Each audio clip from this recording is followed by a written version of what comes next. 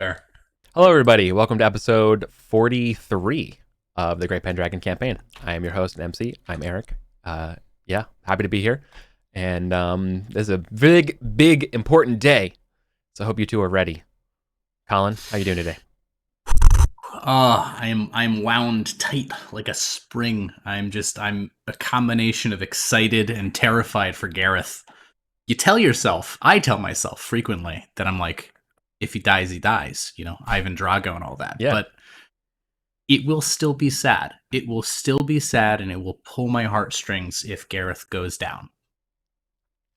it For will good. pull He's all gonna of our go down. heartstrings. He's gonna get a mortal wound, but It will for certainly, good. yeah, it will certainly draw on all of our heartstrings. You won't be alone in lamenting your player character today. We have a whole chat room full of people lamenting Gareth today, if it so comes to it. The opposite of that is that you also have a whole chat room cheering for you for when you save the day. Yeah. Or when this other character, Sir Irwin, comes to your rescue. So, Jim, how you doing? Love your hair. Thank you. It's getting Thank there. you very much. It really is. Um, I'll cut it when we have a vaccine. Yeah. So I'm kind of hoping that Irwin eats it, like not in a bad way, right? Like I don't want him to get like killed like with an arrow or something. But Yeah. there's like a part of me that's like, this is the moment as like my investment as a player, and in like this story that we're telling every week holds. Like, I feel like this would be a place. And I think that's most telling myself all week he's already. Mhm. So Yep. we died when we became knights. Our lives true. have only been. You've said that more many than times, and I love it. It's just that's his attitude. I think. Like, I don't know. We'll get into it. But Yeah, it's very satisfying last week. Embracing death, that fatality. I love it. Super chatty today. Yeah. Hey, I'm good with it. All right. I wanted to say that to everyone here watching, the Deadpool you all have going, you gotta stop, okay? Just gotta stop. Yeah, don't let me find the bookies betting on our characters because I will absolutely play insider ball. Like that's me. All right. Fair enough. All right. Colin, you have a poem for us today. Yes, I do. This is from Twelfth Night by Billy Shakes, if you know him. Good guy. Act 2, Scene 3. O mistress mine, where are you roaming? Oh, stay in here, your true love's coming that can sing both high and low. Trip no further, pretty sweeting. Journeys end in lovers' meeting, every wise man's son doth know. What is love? 'Tis not hereafter, present mirth hath present laughter. What's to come is still unsure. In delay there lies no plenty. Then come kiss me, sweet and 20. Youth's a stuff will not endure. God, it's good. It's very good. It's that good stuff. Yeah. What's so shocking to me is how little other poems and plays we have of the time. So we put Shakespeare at this level when he's kind of like not. He was kind of like, you know. I took a full course on contemporary Shakespeare contemporaries. I erroneously thought it would be about Shakespeare, and the teacher was like, "No, this is specifically about all the other stuff we have." And it's actually not true. We actually do have a lot of contemporaries, but they're not good. Like there's a lot that we have of that time period that's shitty. It's like bad. Well, let me back up a second because you're right. Because you're absolutely right. What I meant is a lot of things that Shakespeare referred to were harken backs to like 30 years ago plus plays that we have references to, but we don't know what they were. Yeah. So like that's the part I want to point out is that he's basically playing greatest hits from hits that we don't know what they were. Oh yeah. Sorry. But continue. No, yeah, right. They're contemporaries. Yeah. So it turns out if you're not ripping off the greats of the past, they were pretty shit at that time. In particular, Jacobean revenge plays and like the Spanish revenge plays, those were super popular, and everyone would just write them, and many of them were just garbage. Like Count of Monte Cristo kind of shit. Cristo. Crisco. Jesus No, Christ. that's much later. No. Okay. Stuff like Thomas Kidd, 'Tis Pity She's Whore is one. Yeah. But where Yeah. if it involves someone having sex with a relative and or feeding someone their kids, chances are it was a Jacobean revenge play or a Spanish revenge play. Got it. Yeah. And so, hey, you know who also did Genres. that? Titus Andronicus, and it's good. So again, like Shakespeare was just like, yeah, I'll fucking do it. You guys are doing these revenge plays, I can do a revenge play. Well, and I think that is a great lesson for all aspiring game masters, is that it's okay to rip off and follow genres and hit everything that's a cliche. Just do it amazingly.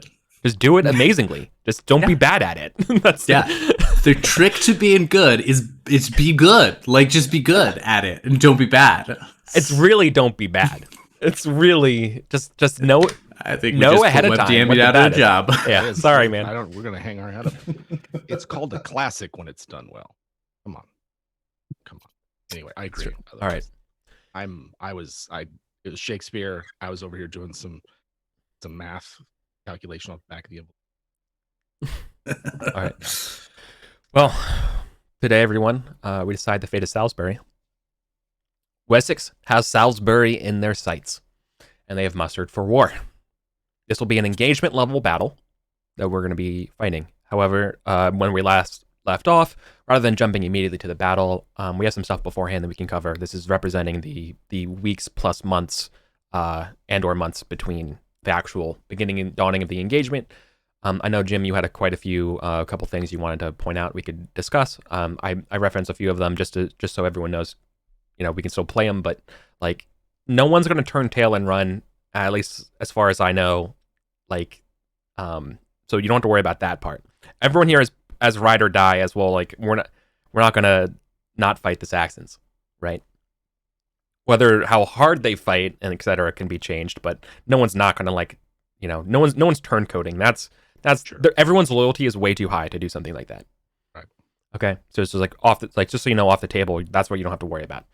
I think I briefly had a fear that we're going to get like a Cersei or something, but it's good to hear that that's not the case. I want you all to know that so I don't want to spend an hour if you guys being afraid of something that's a boogeyman that doesn't exist, right? Yeah. That's all. But I think there's still plenty of times of rallying people and making sure everyone's good. Courage, kind of stuff is absolutely in short supply, right? But doesn't mean that's fine. That's something to go along with the meat of loyalty. Okay, it's the potatoes of courage, or maybe it's the other way around, right? So we have plenty of time to discuss options. Furthermore, I have a couple choices for you all to make based on the upcoming battle, as far as how you want to spend your time and your attentions as well. Okay. So I'll kick it off. I know there were some mentions about maybe possibly blocking the river, right? If you spend time blocking the river, King Curtic's forces will be forced to dismount early and be on guard. In this upcoming battle, at the starting conditions, they will gain fatigued, which gives you a +5 to your battle roll, influencing your army's intensity at the start. However, their hatred will go up. Hatred is a mechanic I'm introducing in this game. Hatred represents the retaliatory actions of them should they win. Okay. It currently starts at 1 out of 4. I don't actually fully have written out what happens at 3 out of 4, but it's bad. Okay. Just so you know, I'm not going to mince it. Your manners are burned, you lose everything kind of situations, unless except for solely supplying them whatever they want, right? It's going to be bad. You're going to be poor. You're going to be, okay. Just so you know the stakes of what's involved here. Okay. Shear the sheep. Yeah. Right. So just so you all know, just laying out the groundwork as you guys want to do this today. And of course, I got everything ready for the actual battle. But that was one of the questions, and that's we could start. I also have some other ones do you want to skirmish them? Who do you send? If you do that, then do some tests. Do they all make it back? Do you actually whittle them down? Do they gain additional conditions, etc.? Do they gain hatred? Do you want to Parthian them with denying them supplies? That kind of stuff, right? But we can get to that later. I just want you to know that's sort of on the agenda today. Okay. So what do you all want to do? What does it cost in time and manpower to dam up the Avon? It does not cost a lot of time or manpower. You could distribute that task easily to Sir Jaren and stuff like that, right? Like everyone would be like, it could almost be just hand waved as part of this is what we're doing as my effort for. Okay. Yeah. Right. Okay. So it's something that we can. It doesn't. Yeah. It's not gonna like require its own And big effort. yeah, an additional assumption is that your marshal, Salisbury Marshal Sir Eli's, going to be the one calling the shots in the battle as the marshal. Do we know he's led a battle before, hasn't he? Mm-hmm. And he's pretty good in battle. He's up there like 19 as I recall. Exactly, he's 19. He has been Earl Roderick's right-hand man for even like on offensive stuff. In general, when it comes to fighting, your leader actually, until Arthur, like isn't actually the one like really like doing the commanding, right? It's usually just you're the rallying point, not really the you're not the brain spot. Yeah. Right. He's the one actually calling it out to tell people to actually execute, right? Yeah. So I think I'm an ideas man versus I'm the action man. The two things I think we talked about last time. Yeah. And so I think we should dam the river. I think we settled that as just a good idea, right? Mm-hmm. We need to make sure that they go where we want them to go. And that's, if it's also tiring them out, perfect. There was also an idea of sending a kind of vanguard skirmish to sucker them in and make them think they broke us already or something. So I'm down for that as well. I don't think we actually want to starve them out so much, because then we get like they'll be real eager to burn our shit if they're also starving. Because right now they want to put Salisbury in its place. We snubbed them. We didn't just lick the hand that came to call us master, and so they have to. If they're feeling good, right? Oh, we bagged a couple manors on the way here. Oh, we just beat off this vanguard force. Yeah, we feel good. That's where we want them. They're tired and overconfident. Perfect. Yeah. All right. Some additional conditions as well. So, going into this battle, that the lead up to it is that you are going to be outnumbered 2-1. So your intensity is going to be going up by +5. However, you're fighting on your homeland. It goes down by -5. So you're at straight dice for your initial conditions. Okay. These are not superior troops. Options for that you can do later on may grant you the positioning of effectively being superior, right? It's effectively like +5 advantageous terrain kind of situation, right? Right. So just so you know, that's where you're at right now. Is that you're at straight dice. Previously fighting Saxons, you're at superior because you're at better forces. That's not the case here. They're equal to you. Okay. But so blocking the river for sure. So that means the enemy is going to gain fatigued as a starting condition. That's +5 to battle, their battle. So in other words, +5 to your battle roll is how we're going to do it, because we're not for the purposes of this battle, we're not going to do like commander versus commander. You're going to do commander versus intensity. Got it. Okay. And so this is going to be modifying your single roll against this intensity score. That's going to be what you're rolling against. Okay. All right. Yeah. Was there anything other than what we just mentioned for scenes? Because I know tactically that's what we wanted to do. I'm just going to look back at what you mentioned to me. You want to speak about Nesta and Vertigorn's allies. You wanted to rebury your loot. Yeah. I actually wanted to give my loot to my kids. Yeah. Gwellis and Aeswin, and be like, you're not in this battle, and you're going to be far from it. And like give them a little speech about like, this might be the last time you see me. You are Winterborn Gunnet, not this manor, not this land. We remain. And now it may fall to you to remain, to be strong without me.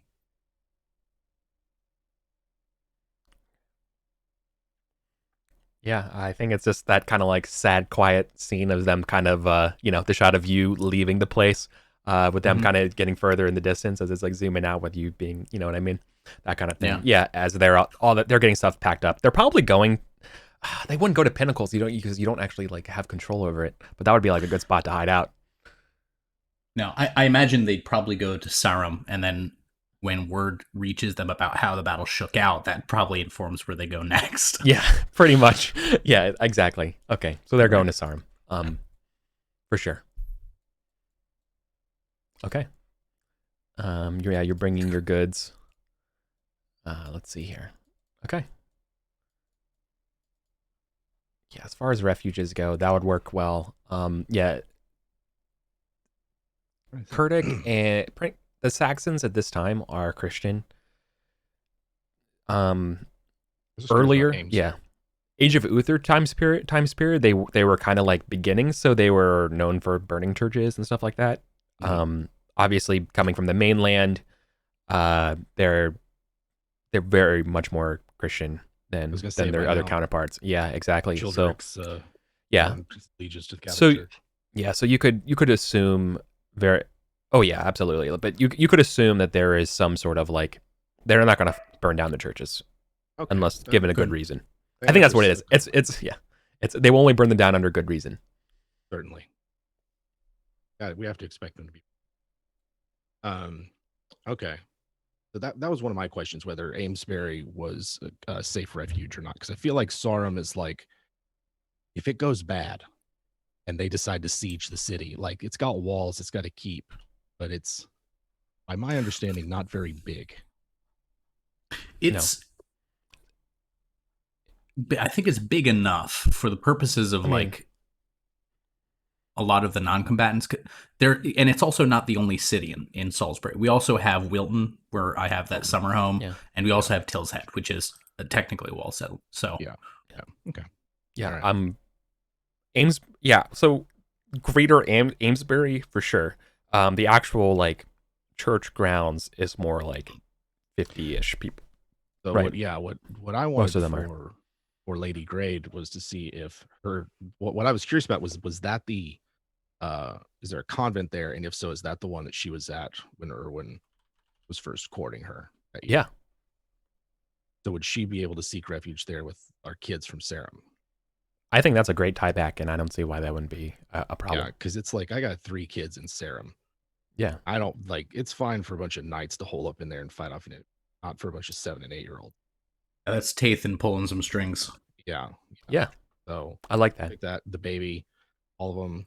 I'm gonna rebury what little loot that Erwin has, the child-sized golden chainmail that he's got, like a stone's throw from the standing stones, right? So like not anywhere in the immediate vicinity, but like a good ways out towards the river or something.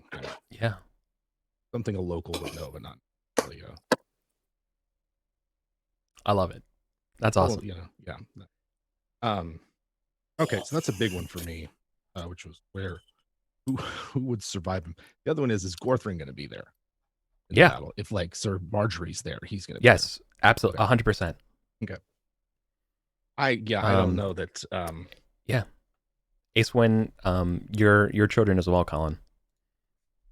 Anyone's a squire is absolutely being here. There's no like. That's what I thought, but I just want to be sure. No, and he's serving under Sir Marjorie. Yeah, there's no peaceful observing for this one. Right. Yeah. Okay. Yeah. He's there. So the other thing for me was just some thoughts, right? Because I was like, I came away from last session going like, gosh, it sounded like as I was working out what our options were, it sounded like Erwin is let him run all over us kind of perspective. And I think like his first priority is his family. That's his number one passion. This is a very personal thing for him.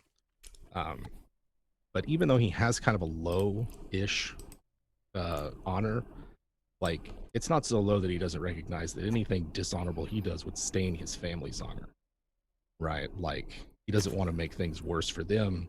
That's why I wanted to talk to Nesta, just like remind me again of your family circumstances, why they consider you cursed and things like that. Because he's trying to like remember like whatever he might feel about the military efficacy of this or the sensibility of it from like a realpolitik stand. He doesn't want to honor his family. He's still a knight. Oh, I love it. Anyway, yeah. That's where great. my head was at. Okay. Yeah. That's an interesting take with it then. Yeah. So Nista's family were part of the bodyguards, like of the entourage of Vertigo. That's their. Since then, they've lost their lands almost in full, and that's why Nista's down here, right? Pretty much, it's all just been kind of wiped away. Gotcha. It's considered they're largely considered unlucky, is because of, well, they would consider it unlucky. Other people would say they were cursed, depending on who you kind of spoke to. It's just more of just like a local thing. Mostly, it has to do with religion and just fate of them entwined and them being, favored to Vertigo. And it wasn't like they were the reason why Vertigo lost or anything like that. They're not like cursed that way for a battle. It's just something more like family, smudge or smear, something like sure. that. Like the family's fortunes, little by little, like wasted away to the point where then they were just all their once great illustrious holdings. Imagine owning something like Up Avon and then it's slowly being little by little taken away from you. Right. Over the next hundreds of years. Well, sometimes bigger chunks than others, but sure. Right. For kind of just being loyal, not even necessarily having an opinion on their actions, just kind of remaining, serving the loyal stewards of whatever, your leash, and but every so often things change hold. Yeah. Steadfast and loyal was what I was trying to think. Yeah. About. And so Nista would say, I've directly to you, I doubted you once before, months ago. Never again. I swear to you, my sword and my life, I'll protect you. I'll protect these lands. You've given me a second life. You've given my family a second life. Stop crying. She jokes. No. No, yeah, I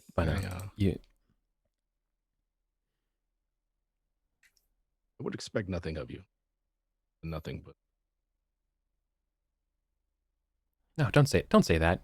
Expect me to hold up my end of the bargain, of my loyalty to you. Let me prove to you, with every fiber of my being, what it means to be living in Salisbury. For I was not born here. I was made here. In large part to you. Very well. Prove it to me then. Be proud to spill my blood on these lands. In its defense. Very good. I think everyone is. Yeah. Ready to rock. There's other stuff I'm curious about that I don't know. The period between when we learned it and time, but everyone does think it's awfully convenient. Jenna got sick around this time, given like the way that Mom went out, right? Yeah. Given like it just. Yeah, you're on it. Hell, yep. Something else funny. Yep. Now. Yeah. And yeah, Gut says it's the bishop, but I don't know if that's just. But cui bono? Yeah. Cui bono? I'm saying, man. Ooh. All right. Right. If it was bishop, like, wow, what's he benefit from? I don't know. Yeah. I'm trying to think. Is the seneschal then? From like a cadet branch of the family? Yeah. Yeah. We'll see. Anyway, we'll see. And then the final one for me was: is there seem to be any doubt regarding Sir Elad's suitability? Not like strategically, but like meant just he seem unhinged or no. And in fact, he probably assuages everyone with a great and epic speech that you can imagine me giving to everyone. Sure, right? It's really great. That with the loss of his, and he would spend it with the loss of his son, that all he has is his life to give. And he has served this land for, four generations of the Earl's line, right? And yeah, so that this is where he ends. And he won't, he's going, prisoner or not, like they're not going to keep me around. This is my last stand. It need not be all of yours. We will fight for every inch. The dogs that we are of Salisbury. They will feel our teeth. They will hear our bark. And they're ready to go. Very good. I think that was it for Erwin. But yeah. Hell yeah. Yeah, I think I'm ready to do this. Otherwise. All right. So, there's a couple things we can do here for the next part, because I know we're talking about this sort of like feigning retreat kind of force fight. I want to know how you want to do it. So right now we can kind of cut to the montage scenes as the stones and the logs begin to shoot up and block up the river. The next step would be whether or not, as they're marching, will you be harassing them with a force? Yeah. Because that is totally possible. Yeah. In addition to this feigning retreat thing. No, I don't think we want to harass them, because I think that betrays too much intentionality. Yeah, I think we want them at a dead run, as it were, right? Thinking they got us. Yeah. You don't want them to be cautious. But the only defense they give is sticks. Yeah. Okay. Yeah. Yeah, that makes sense. Yeah. Not something where it's like you wear them down while they're already, like, to give them a sense of a false victory. You know what you're saying? Yeah. Okay.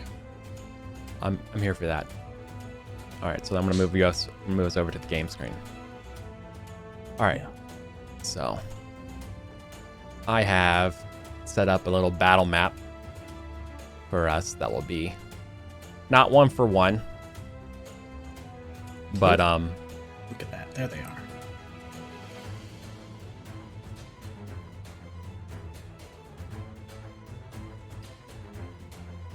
I'm waiting for it to be like close enough. 3 little battalions for us. Okay, that's better. There that's you good.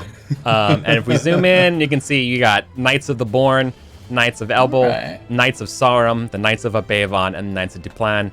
The infantry you can represent your various conscripts, levies, everyone else, right? Lineage men. Yeah, right. Below your opposing force, you're going to be, your scouts have told you that you have 2 divisions of cavalry, or I guess battalions of cavalry, but you are currently being outmatched on men, and these are trained men, not levies, right? These are soldiers. This is the full might of Wessex. So, like, if you break them, Wessex theoretically could be yours. You know what I mean? Like, there's nothing. Don't give me hope like that, man. Like, this could be it. Okay. So there's a lot to deal with here. Though. You know, The skills. Yeah, the skills.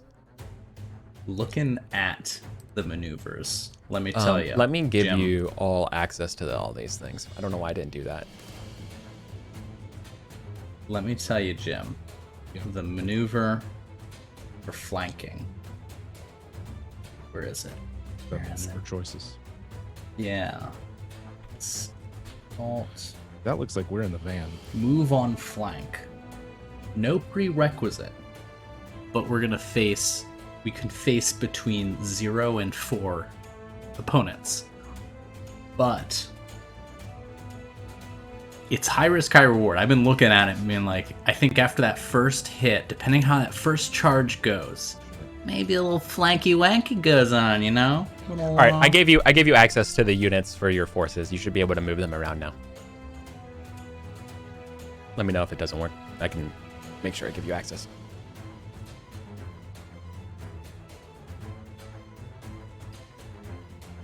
All right, so this will be like the morning of the battle. Let me roll weather, see what we're dealing with. This would be June. It is a light breeze It is a light breeze on a fair day. Like 60 Fahrenheit, about 20 C. You know, so that's more like 50, I guess. 50, 53, 55. But so it's kind of a chilly day.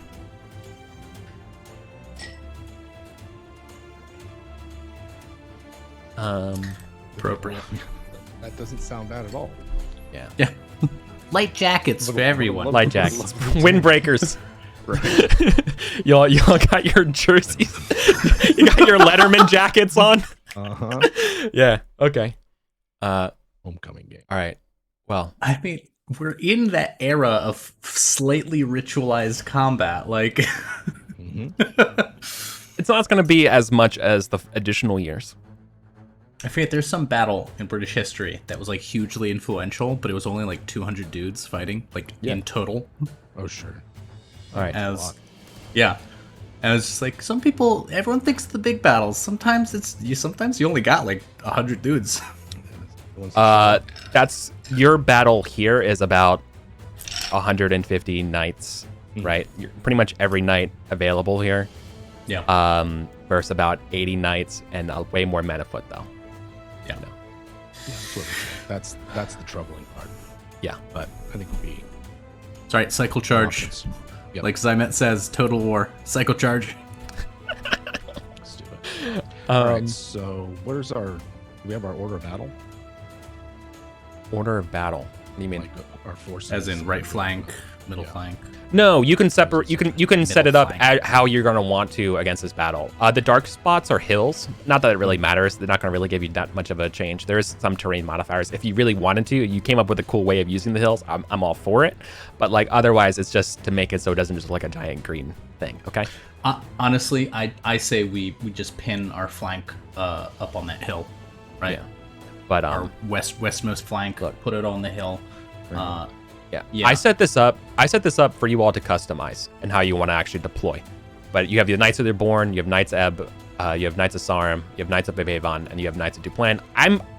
By default, I assume you all under Knights of the Born. I can obviously just duplicate this and change it if you want to split the detachments or something like that. If you wanted to, like, you know what I mean? Like, I took a guess and a shot of how you would like want to present the stuff with like kind of the correct number of pieces in my eye about how the game's going to be. Obviously your opposing force is going to be moving up from the south here, particularly off the river. But that's going to be kind of the play. Okay. To be coming through the trees or through the plains? Probably not, because marching through trees sucks. So, I mean, I would anticipate them doing the reverse of what we're doing. Anchor on their east side with the hill. Yeah, And anchor on the west side with the forest. And the middle ground becomes. that's kind of how they're gonna rock and roll. But yeah. So okay. So there's my proposal, Jim. We stack it a little deeper on the hill, so that if the line folds, it folds back onto the hill rather than folding away from the hill. Yeah.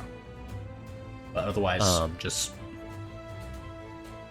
yeah. I believe Knights of the Born. You're being given the honors then, right? Is that like the correct? That's the honorable spot. Like. Yeah, that's what it looked like. The we right, were on the yeah. left. oops, yeah, I did it for the information. Switch. Yeah, the rightmost flank is position of honor. It's Yeah. Right. Okay. There we go. Yeah, the right. Sorry. All right. Yeah. She's wearing your shield on the left. Have your buddy covering your. Okay. There we go. Okay, so what I wish is it's going to become like this middle ground's probably going to become just a real killing field. Yep, Yeah. sure is. that's where they're gonna. That's Like, you don't what's want to be happening. on horse steering that. Like, ideally, you trap them with our thin line, just like they're not going to stand up for long, and hope that you hammer them in the side enough with repeat cavalry charges they break. But I don't know that's risky. The problem is sort of in terms of like doctrine, like I mean, they're not a horse charge first. That's just the fact of how we do warfare. I think there needs to be, otherwise they'd be like, what are they doing? Yeah. But like if you could charge here. Well, this is killer for that. Where I changed that. when you touch the brush, it should be right, like up left. Yeah, if you hit the freehand brush, top left, right next to the mouse Yeah. thing is the color. You can change the colors from the Terrible. Okay. something Hughes, is that higher. the color? Hues. Yes, Yeah, I had my character sheet covering it. All right, so here, charge here, and then if you could come back this way, so that you would then be in a position to charge again. But I mean, that's like most of that part of being disengaged and in a position to charge again will be covered by the Book of Battle. This is just so we don't just see our faces, and there's sort of just like a, you know what I mean? This is an impressionistic part of it because it will look cool. Imagine this is sort of like we were saying, like an Invictus battle report situation, right? Yeah. We're gonna let the Book of Battle kind of like tell us how things are going, and we can move some stuff where the oh man, so after the fact we could just draw the retelling of how the lines move, right? Rather than this being an actual fucking War Master session, unit by unit. Yeah. In terms of like in fiction strategy, I do agree, and I think both in and out of fiction, maybe our strategy should be to try and turn their flanks, because if they can deploy in depth, right? They have to with the hill. If we turn the flanks, they can't bring that depth, that the breadth to bear, right? They can't envelop, they can't do anything if we can pin them. And maybe that'll be enough. Likely, it's actually, thinking about it some more, it's probably likely they're trying to take the hill first, and then, but also have to kind of keep the low ground here. Okay, so something like this. Cool. All right. All right, I think we're ready to begin. Yeah, I think so too. All right, then your starting conditions. You are still outnumbered. You are fighting in your homeland, and the enemy is gain fatigued. So you're going to be starting at -5 to your intensity. Okay. We didn't do anything or play for any additional positioning. And they're not angered. They are currently, hatred is at angered, not enraged or berserk. So that will impact the damage after the end of this fight. Okay. Starting condition is -5 Yeah, they are intensity. And rather than being fine, they are fatigued. They are not. The other options were unhealthy to deplorable, which would be 5 for each of those. But this is where we make our bed. Yeah. Awesome. Are we covering the levies that we brought, or is that just in the background? No, the levies that you brought are represented as part of the infantry squares. We don't have to worry that much about them. Technically, there's like follower rules for stuff, and I think Colin knows a little bit more about that. To be honest with you, I didn't really look over the follower stuff. That was too minutia for what I care about. But so the book makes a distinction between the followers, as in your Esquil, your lance, and your levies. Levies, you just kind of throw them into a line and hope they don't break. The 5d20 of them. Yeah. So our it's like we did. It's like, oh, okay, I'm doing a load of laundry. Does anyone else have some levies they want to throw in? Right. Okay. Yeah. This field, Agincourt. No, what is the name of this battle? Where we have Battle of Laverstock, right? That's where we're next to. Yep. So, The Fields of Laverstock. This region's got to have a name, though. Many a Shakespeare poem will be made about this. The Laver Sump, right? It's like this little sump between hills. Yeah. I mean, maybe it's like, is that the Avon that goes south? We'll name it after the battle, because it might make it a cooler name if we win. Yeah, it might. Otherwise, it might be Laverstock's follow. Yeah, it's true. All right. Yeah, you're right. The victor gets to name the battle, right? That's usually how it goes. Battle of Cedric Doodoohead. Nice. All right. So what's our starting intensity? I have one plot twist for this battle though. Oh shit! That I'm revealing. Oh no. Riders approach you from your flanks, announcing an additional band of knights to be joining your sides. Knights of Silchester, led by Lord Satirius. His retinue has come down here to honor to help. Then what's his fucking price gonna be? He says no price.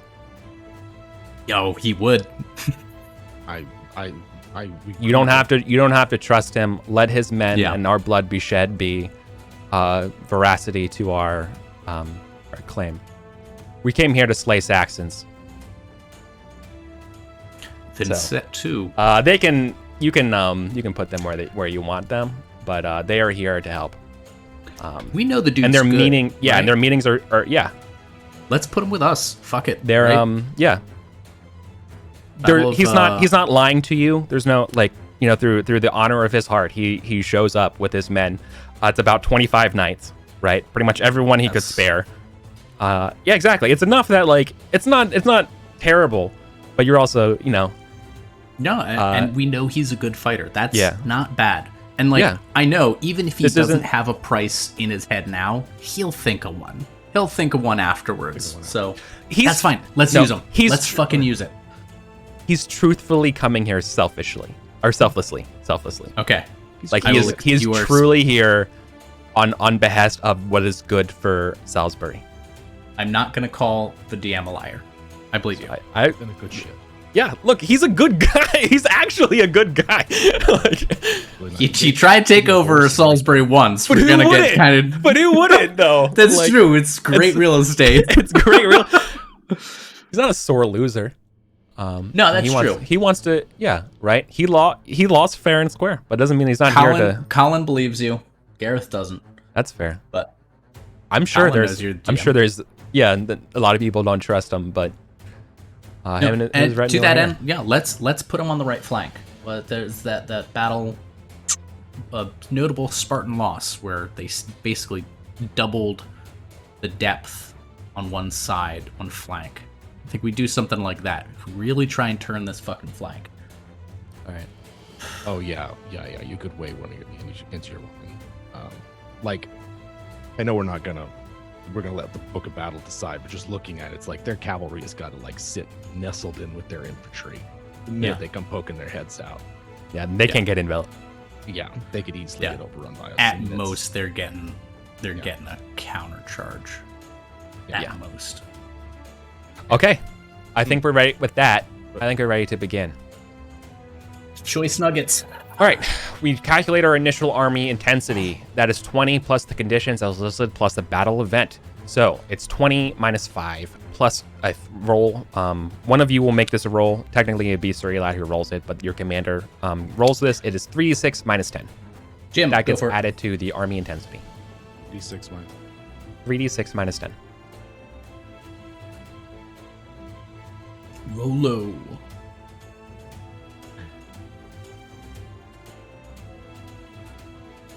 Hell yeah. An exact 0. So your initial intensity is 15. 15. That is favorable to you. It is. We're rolling a 19 battle from Elad against 15 intensity. Correct. This is to determine the initial charge and whether you get the charge bonus or not. So now, someone will roll for Sir Elad's battle roll as the commander to determine who gets the charge bonus. If we both succeed, neither of us get the charge bonus. Okay. But the first action is always a charge. All right. Elad could have done better. I crit. Fuck. Okay, so you're getting a -5, basically. So it's still a charge, but you're getting a -5 because they beat you with a crit. Yeah. That basically wipes out that being tired. Yeah. You're at least I'm wasting my crits on battle rolls and not melee combat. Yeah. Right? Just so you know, the initial fight, as it's going to go down, the first round will be a full battle. The rest of them, following of which, will be the simple melee tests. You succeed, you get the triumphs that reduce and change the intensity, then you're back to maneuvers. Okay? Okay. Although I did roll in secret beforehand, one round. One of these rounds will also be a full battle round. So, okay. Gotcha. Okay. All right. Anyways, we did our 15. You are not getting the benefit. In fact, you are losing it, so you're getting -5 to this. Furthermore, on the first round, as you guys are beginning to do your charge and you start galloping, rushing and meeting the enemy who is staring you down, you're going to be assaulted with a barrage of arrow fire. Both of you will be rolling a d6 on a 1 or a 2. You're getting an attack at a 14. it's important right now, before we roll and do this part, if you want to call on your passions for this round of battle, this is the time to do it. You will be having to split up your attacks on this charge between the ranged combat, which they're going to be rolling against a 19 because you have your shields. So you're going to be rolling against that. In addition, you're going to be having to fight your another knight, right, of equal. Right. So the range fire essentially counts as another opponent, and we have to decide if we're splitting ourselves up. Exactly. You have to split up for exactly. That's the best way of putting it, right? There's like a missile phase that you have to divert some of your or none to. Okay. Yeah. In this case, I think, especially on the first round, I'm going to ignore it because I'd much rather do well in that first hit of their lines. I'll take a hit. That's fine. But I want the charge to land. So I'm not calling on any passions yet, and I'm not paying any mind to the arrows. Worked out really well at St. Albans, so I've got a passion of 20, which means you can't fail. Right? Like, do I understand this right? Yeah. Like, it can't fail, it can't fumble. Like, I'm trying to feel like what's the downside of it. If you call on the passion, you can't call it on another round. It would only for the duration. Okay. Yeah. Normally, I want to call it for the duration of the battle. You can only call on one passion. I mean, if you want to auto class with your passion, then yeah. But just describe for me what it is that your passion looks like. Make your roll. Well, I mean, to me, this is we've got Erwin here defending his homeland.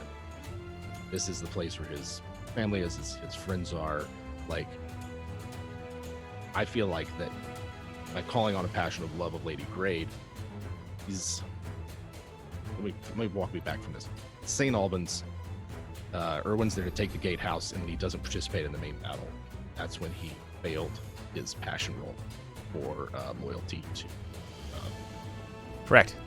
And I saw that as like Erwin's leaving this battle that's so far from home. He doesn't. Like, why is he here for this king who can't even keep his army together, keep his kingdom together? This is a battle that he gives a shit about. This is a battle for his family, his life, his lands. But that's why I think love of Lady Grade. Yeah. Is she's part of all that. Represents. Can I add something to this? Go for it. You have a rose from your the gardens of the stuff around that you just like, you grab as you ride to battle. Yeah. Oh yeah.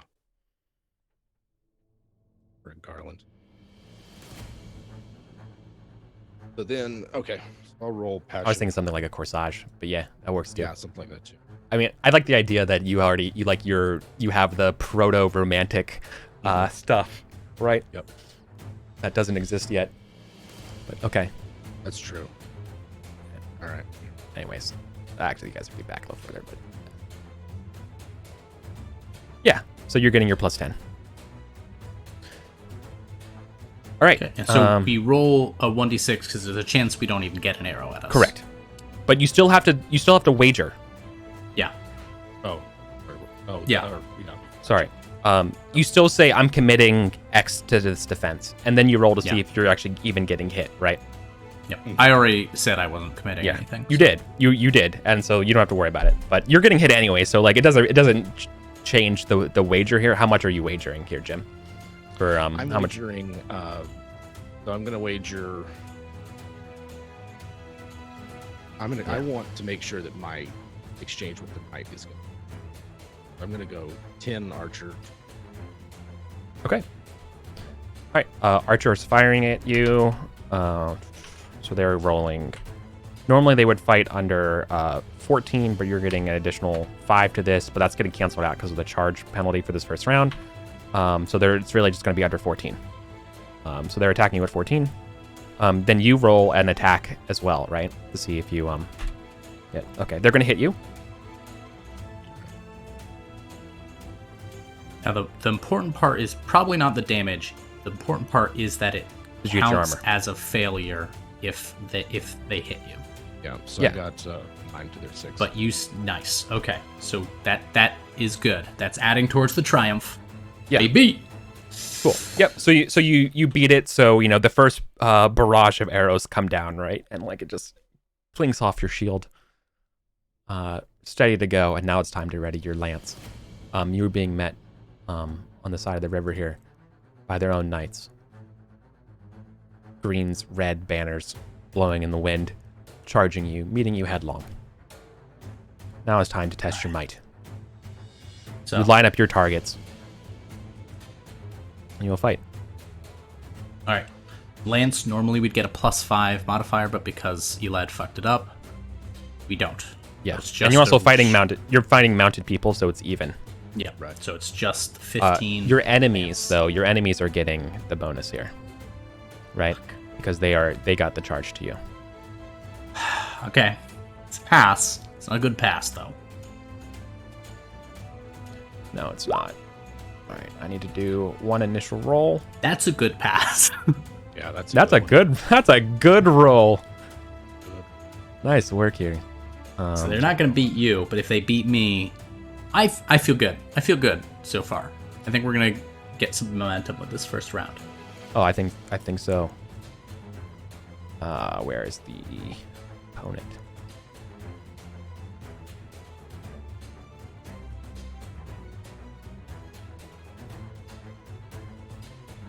There it is. I roll a d3. 2. Okay. Slash roll d20 plus 2. 17.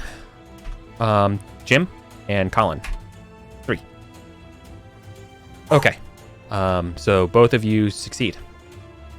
Yeah. All right. Do your damage. Oh, I got the 1. Oh, that's Yeah. awesome. Okay. Yeah. We're doing damage. I didn't declare it beforehand, and just so you know, I didn't like shift it or anything like that. It's entirely Jim has higher glory. Like you just might Yeah. default. I've been saying Jim's first for Yeah, I know. pretty much the entire No campaign. worries. All right. So mine was a crit. Yes. So you're I'm doing not double sure. damage. Oh Yeah. shit! I rolled the Double- wrong thing. Hold on. Yeah, you do Gotta horse roll my- damage.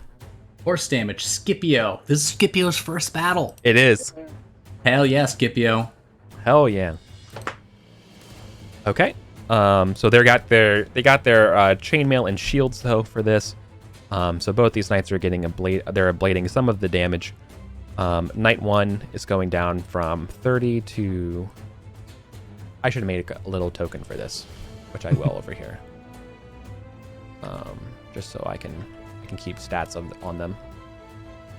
So they're going from 31 to minus 16. God, didn't stick. That's 14, so minus 14, 17, and this one is 30. 30 minus 6. All right, now both of them must make horsemanship tests. First one. Pass. Second one. Pass. Okay. They stay on their horses. Neither of them took a major wound. And now we go initiate second round. The first one has not. So we're not doing the maneuvers or anything like that. This is the extended melee phase. So Right. like we're fighting it out. Okay. If we rolled, our lances are unbroken. Yes, I wrote it down. Even damage roll- breaks lance. Okay, so both of our lances are broken. Yeah. That's actually better. I didn't want to have to hand it back or anything. Now I can just pull my sword and do what I do best. I'm better with the sword. Right. Yeah. For the most part, I'm keeping the screen for everyone in the game over the battle, but in the top right, I have all that stats for doing Yeah. what we're doing. Okay. Cool. So we're That's a continuing the crit. fight. So you draw your sword, and you strike. Yeah. Yeah. Oh yeah. Okay. I've never been good at the charge thing. It's never been my shtick. Jim. Yep. Very good. Very good. Very good. You are fighting against 15s. All right, Jim, against you. 7. And a fail. And a fail. Oh, Colin. So I got a fail versus a crit. Oof. A fail versus a crit. They're taking the full damage from you. show us the strength of Salisbury, Colin. I'm bellowing out Lady Elaine's name.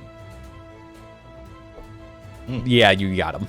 There. I don't have to test anything else. You got him there. Oh, 25 damage. They had 24 life. They're done. You unhorse them. Okay. You were fighting wildly and as bravely as ever. Clashing erupts all around you. Jim? I think we're getting this cool montage of, like, as we clash, it's intercut with us clashing, like, against the Ducal Guard, like, in the forests around, yeah, like, fucking greatest hits montage, man. Yes, love it. Okay, so Love it. I'm all. I think I lost track of it. Oh, you're rolling succeeded, damage. You gotta roll regular damage. No, you did better than succeed, my friend. You got a you 26. You're in crits down. They did pass their roll, so they're getting the 16 ablated, but that's 23 points of damage. They are also gone. They are Downton. Fucking Downton Abbey. Hell Both yeah. of you. This is called a triumph as we resolve this. You can also match up with your squires, but you also have our followers to resolve for this part of the battle. But just so you know, for this first round, you've succeeded and you earned a triumph. So we will calculate glory in just a second. We got to finish the followers and the squires. At this point, your squires, they're not like engaged in the battle, but if you wanted another lance right now, anything like that, that's when you get your squire to help you out. Right. Both of you, Right. coming out strong. I love it. I love this. Okay, so we roll our squire age. Yeah. It'd be 6. If you want to. If you don't actually have to, if you don't need anything. If you're willing to just keep fighting around with a sword, Okay. it kind of Yeah. comes into play for your next round. What you want to do, Right. So, Right. Okay. Because Yeah, we're about to calculate that. Okay. Then Luelu can. Yeah. They can stick where they are. All right. And then we you roll earn- for our follow. No, we don't roll for the followers because we didn't need their bodyguarding. You did not need their bodyguarding, so it's assumed that you all are triumphantly. So it's like literally you skip the first charge. They get the bonus, but you just like combat roll, perfect parry, and just dunk on them. You know what I mean? They spur ahead. They get the impetus on you, but you were ready for them, and you were hungrier for this fight, and you show them what it means to be a Salisbury Knight for this round. There's got to right, be like glory. that mini 50 glory each of you for this round. Nice. You're getting it's base 20, 5 for a position of honor. I'm doubling it though because that was fucking awesome. Okay, Yes. for what it's worth. I mean, I don't know what else to say. Okay. Like 50 glory. you're fighting for your lives, and you get the upper hand at the start, right? Yeah. Feeling good. Yeah. That's I like the what idea you of like at the war council, it's like, and then we'll charge across the field. It's like, this is the Lavistock Sump. It's not good charging grounds. And Erwin's just like, then why do we care about the charge? Once we're stuck in, we're the better swordsmen. And then cut to us getting stuck in because we're the better swordsmen. Hell yeah. Okay. All right. Glory has been calculated. Now we calculate the intensity. All right. So here's what's going to happen. Consult the maneuver summary at the bottom. Let's say the bottom over here. You charge. When you triumphantly charge, here's what's going to happen. You are going to move forward 2 ranks into the battle zones. So what happens is you have moved from the second rank, moving forward into the enemy second rank. Your unit modifier intensity is now at 10. This next battle maneuver that you're going to be rolling at is going to be your army intensity plus this number. All right. So your goal is the initial army intensity number to go down to 0. That's your goal. Yep. What you're doing also is that initial 15. number plus the the rank that you're in calculates the round's maneuver bonuses. Okay, those are 2 different numbers. That's the part that I failed at for the longest time, but that's the thing that you need to know. So here's what's going on. You are going to roll a 3d6 minus 10 again for a battle event. Okay. As your initial I got it army. this time. Minus 10. All right, only 5. Plus 5.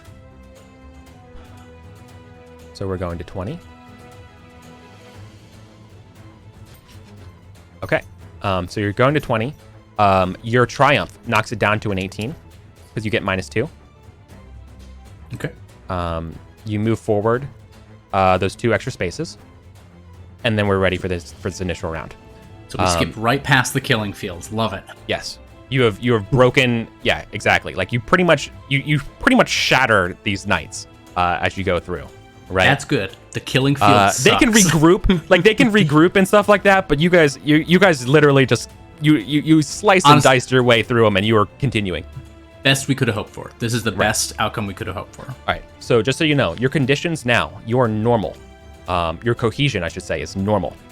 You're not pulling back or anything like that. The initial round, you're disengaged, so you don't have to worry about anything like that, which means that you're going into this next round against an army intensity and for this battle maneuver of 28. Okay? 28. All right. Then we get to do the maneuver's choice based on how you roll, okay? Okay, and we're rolling our battle now because this is our us leading battalion. Our lances. Yeah, exactly. Okay. So You got 17 against a 28. Oh. No bonuses to our battle. Okay. Okay. Not a bad roll. All right, they do not crit, They don't crit. but you do not win. Well, you probably should have let Jim roll. But Well, we've each got our own lances, right? no, you're acting as one unit. Okay. I'm sorry. I thought You're muted, Jim. we were. Yeah, that's why I rolled. I thought we were doing different. Because I asked, I think when I was muted, if we were both rolling for our individual ones, or if one of them had command. No, sorry, no. You are Okay. in effect one unit for this fight. Gotcha. All You right. are you are the Knights of the Born in this fight. So like you are acting as one Esquil. Okay. So you only had one commander. Okay. Got it. I think because there was hold on. All right, so you did roll a fucking 28, and that's sick as fuck. I don't want to steal this from you or anything like that. I think the also only a higher fairest battle. thing from the miscommunication here is that if you would have done that, you probably would have went with Jim. The fairest way to do this is roll a D2. On a 2, it's Jim. Right. I think that's the fairest way of doing it because you were muted and Bob. You know, it's No worries. Yeah. Yeah. Erwin also has the higher glory. So like, if anyone's gonna be leading, Yeah. All right. So you want me to roll a D2? just roll a D2. It would only be fair. Okay, So- you do not get the crit. All right. It also means that you have lost. All right, so you've lost your unit. So you're going to be charged. You're countercharged, basically. Right? Sorry, that's when you're fumbled. Sorry, forgive me. You have your options. You can now do. yeah, we choose now Yeah. a maneuver. Yeah. On the lost. Stand fast. Stand versus charge. Stand versus 2, or run away. Running away in this context means basically super like disengaging and getting back and Yeah. reorganizing. Do we want to stand fast or do we want to try and set up another charge? Setting up another charge would be great, but that's going to be hard. Running away means you're going to be fighting either knights. I'm gonna roll. You have knights, infantry, and you get to choose which one you want to fight against. And as you're basically fighting retreat, getting out. And if you win, your movement in the battle line shifts back. You get out. You know, if it's bad though, and it goes bad, it's real bad. Just so you know. Yeah. So, Yeah, I feel like running away. I didn't crit, so you're not fighting 2 enemy units. You have your choice. So you have your options from the maneuvers here: stand fast, stand first charge, stand first 2, and run away. Which makes sense. You're bogged down, right? Oh, down. Yeah. Yeah.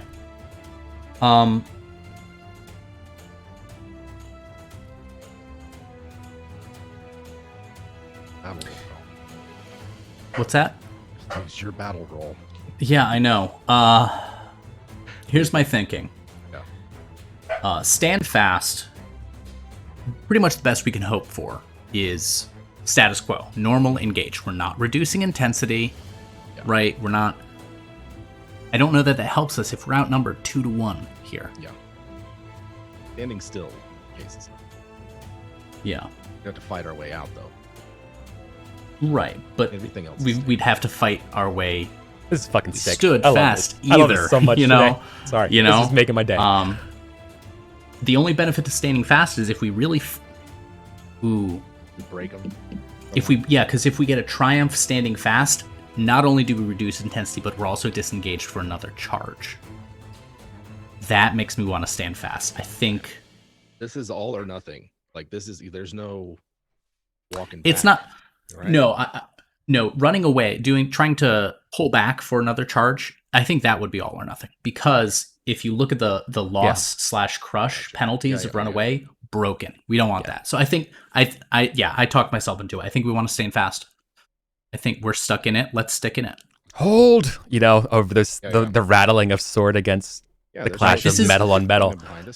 This is when the numbers crush in around us, right? And it's like we knew this was gonna happen. We still gotta like gird our loins and get stuck in. Yeah, it means you're surrounded. Yeah, you're the tip of the spear on this side. You have plunged deep. You were the arrowhead. Let's fucking do it. Stand fast. Aw, hell yeah, brothers. Okay, you're gonna be fighting against infantry because that is what you've plunged into. They only had one thing of knights, so it doesn't make sense that you're fighting knights. You're gonna be fighting infantry. I'm going to have to roll a D. Actually, one of you roll it. Go ahead and roll a D6 for me. That will determine the type of army that you have plunged into. Okay. Well, that is really good. When you fight stand fast, your opponent is who? 2? No, you just stand fast. Unit is attacked. 3 random foes. Game master chooses 1. All right. So roll D6 again. Okay. And then one more time. Okay. 2, 3, 2. All right. I swear to God, hand on my heart, you've rolled peasants levy, peasants with the rocks, and peasants levy. These poor bastards. They did not expect the knights to crumble. So you're in good shape. I'm using the local French defensive army for this one. If you want to know that was probably their strategy, right? The good news, though, put the knights up front and hope the other side maybe sweeps or something. But nah. But for what it's worth, though, I will say for the peasants levy that you're fighting, you're actually fighting against 2 units. They fucking suck, though. They're levies. They're terrible, right? Okay. But they're technically fighting against 2 for this purpose. Right. Okay. I'm choosing the peasants with levies times 2 instead of the peasants with rocks. Although both of them are pretty funny. That is really funny. But I think the idea of you just getting surrounded by just a mass of people with rakes and shit is just that makes more sense to me. Right. Yeah. Awesome. Okay. So you've broken through. You're each going to be standing against 2 forces. This is not a full melee attack. So what this means is that we're going to be the way this is going to work is that they're going to be attacking you with a 10. So two separate 10 attacks to each of you. Just figure out how you want to divide your stuff. Colin, if you want to call in your passion, you may. Jim, your passion subsists to this round. Okay. Following this round, I don't know. How do we want to play this? Because the Book of Battle doesn't really tell you how passion should work, or at least I found it wasn't super happy to only do kind of one round of a battle to have a passion. My idea here is you roll a D4 and on a 1 it's gone. I could see like something a black hack type thing. Yeah, like a usage die. Yeah, an ammo die. Shout out to other games. Okay, yeah, and because then it's there is some right. It's a question of supply. Does it last? Then why not use a supply die? Does that sound reasonable to you? Do you want to make it a D6 on a 1? I prefer a D6 than a D6. Yeah, that's fair to me. Okay, I'm cool on a D6. If you're rolling it on a 1, it goes off. You roll at the end of the battle or the end of each round. Okay. I think I'm gonna call on my honor passion here. That makes sense. And in the fiction, this is Gareth realizing the opportunity that they have penetrated far enough in the ranks. We got where they clearly weren't expecting us. The fucking levies. No one wants you to be in levies. So if we're here, it means we did something very right. And there's that moment of lightheartedness in his chest. He's like, we can be knights. We can be the selfless arm of Salisbury itself and repudiate these motherfuckers. Only thing that can fuck me is a 20. Right. Plus 20. Or up. Plus 10. Plus 10, sorry. So with that, I have a 31 sword to work with. Yeah. So I'll do a 15 and a 16. Perfect. Yeah. I was going to say 15. All right. 2d20 Sin 10. This is coming at you, Erwin. 2 fails. Jim. Or, yeah, Colin. To you. Gareth. Fumble and a success. Okay. All right. First one is going to be -5 value. You still hit, and Fumble. Yeah, that's a fumble if I can. So, But fumble and failure is... No, hang on. You guys are okay. This is on me. That's actually you succeed here because you're actually getting a +5 to this. When you split it, you still get the +5 bonus for being mounted because you're against peasants. Okay, I didn't mention that. That's on me. Oh, but you're right. That okay. that crit it's been stands. so long since we've done. I know. So like sorry to like be like, oh no, he fumbled. No, it's actually he actually crit there. Like that's fantastic. Yeah. Okay. All right. Okay. So in that case, my first one would be 21 -5, but then +5 again. So auto success. Yep. Take your time. Roll 20. I don't see your roll, but I believe Yeah. it. I don't see it either. Well, you're hitting both. You're hitting both the peasants, Jim. One of them's a crit though. Sure. Remembering all of the. Yeah. Oh. Okay. There's the There you first go. one. Nope. Where'd the first one go? That's the second one. Okay. Fine. Okay. Both succeed. Okay. That was super weird. That is very weird. Okay. The second one. Oh wait, no, you beat them. Okay, so you still beat them. They don't have armor, so just go nuts. Yeah. Okay. These fucking guys. Yeah. Okay. Successes, right? Okay. Yeah. All right. So yeah, you guys, you continue to slice through, standing firm. Another triumph. When you stand fast against Triumph, you are disengaged, -2 intensity. In fact, it's like them giving you space. Yeah, right?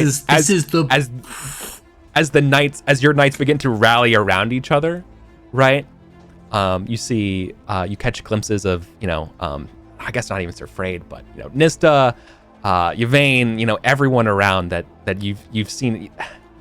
It's wild to think that you've seen people's tabards and like whatever their coat of arms around, but now like wearing the chainmail, you like the painted shields and stuff like that, and right. what disagreements you've ever had, the arguments over a Born, even the loss of Jenna at this moment is not on anyone's your mind. It's each other. It is all of you, standing firmly against the invaders. Yes. Yeah, it's a good pull-out shot. It's a good pull-out shot. Like as like the battle is like everyone's just fighting and you guys just begin to like amass. So you were disengaged. You're getting a -20 to your next intensity test. So that's sick as hell. Furthermore, you are -22. Triumph Yes. gives us -2. Exactly. And because we start disengaged, if can we charge. pass the battle roll, we charge. You get it. See? Oh, good. Right when Erwin's All right. bonus might go away. Your battle roll is going to get -22 to this roll, but someone needs to roll 36 plus 10 for your intensity. Okay, I did it last time.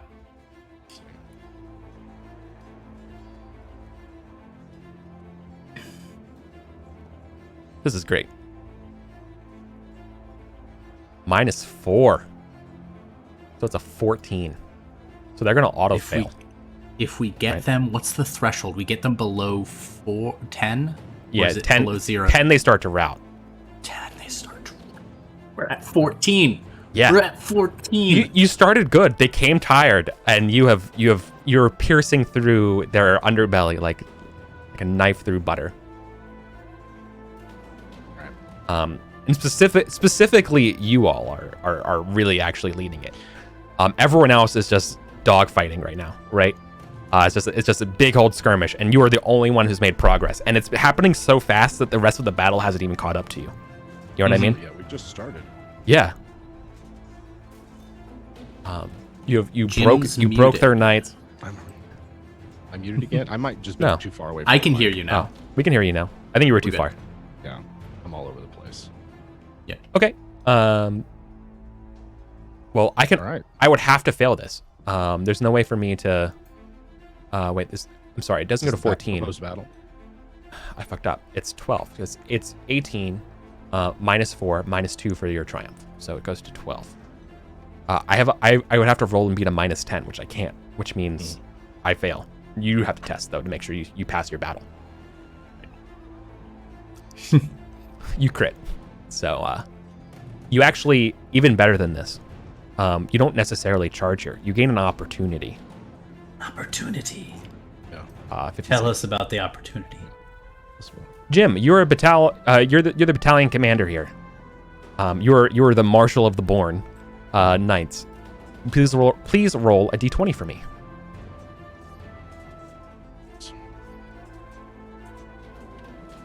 Yeah. 19. Yes. Okay. You'd for a moment. There's a line between getting to the HQ, right, and to the king. Yeah. Yeah. But then, as you're readying your forces, as this is clearly the best plan of your attack, a second group sees the gap and begins to close it, and it's Prince Kurdik. Hey, we take out a You're prince. fighting the prince. Yeah. And his That's retinue. the ransom. That's the ransom we want. There you go. So he's effectively the battalion commander that you are fighting, which is your opportunity. Okay. Do it. So this will not be a charge, because a opportunity overrides that. Okay. It's no zone change. You fight against this target of opportunity. Okay. Gotcha. I still prefer that. That's all right. If we can ransom the prince, that's our negotiating power at the end of this. Like, even if we lose and we've got the prince, we won. Yeah. Yeah. Even yeah. I mean, Or it's Kinrick, right? Prince. Sorry, it's Henrik. It's King Kurdik and Prince Kinrick. Yeah. Correct. Okay. And they are not Kimrick, but they're almost Kimrick. Yeah. Right. Kurdik and Kinrick are not Kimrick. Thank you. You're Thank you. welcome. You're welcome. God. All right. We are in this battle, y'all. Choice nuggets. All right. Okay. They've probably got the good boys with them. They probably got their version of the Ducal Guard. They do. You're fighting against 20s. Ooh. Right. All right. Are they afoot? So peers. Oh no, they're mounted. I have the wrong thing here, but they're technically infantry. But no, I would consider them mounted. Okay. All right. So no charge. Not lance. Sword v sword. Yeah. We even matched. Oh, you're definitely fighting sword v sword. You are That's absolutely evenly fine. matched. Yeah. Oh, I don't mind sword v sword with my honor bonus. Does Irwin roll for passion depletion before the round or after the round? You had it for you roll a it now. full round. You roll it. I You shouldn't see. have said anything. Yeah. No, it's okay. Oof. Oof. Did So we you say lost it. it. Was a one? We said it was Yep. a one. All right. We did say it was a 1. All right. So we'll resolve it like this. I'll wait till ask my question. We should just. Oh, the extra box is still there?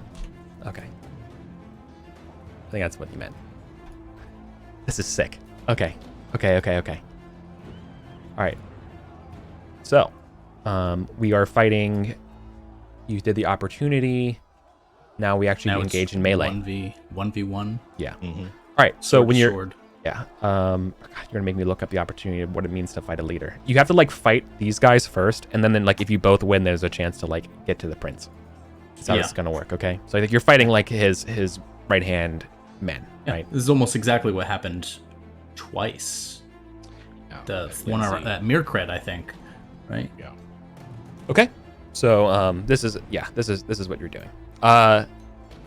You could possibly Java Space Gangster says like I think you could probably try to issue a duel, but I don't know about it. I feel like there's too much. Fight an enemy leader. Here we go. Regular melee phase. Fought normally against bodyguards with a number equal to the player knights. Game Master keeps track whether killed or sabled, and then it goes into an extended if we beat the bodyguards. Got it. Okay. So you're Right. fighting 20s. Jim, your passion has gone out. Mine exists for one more round. Hooyah! Crit.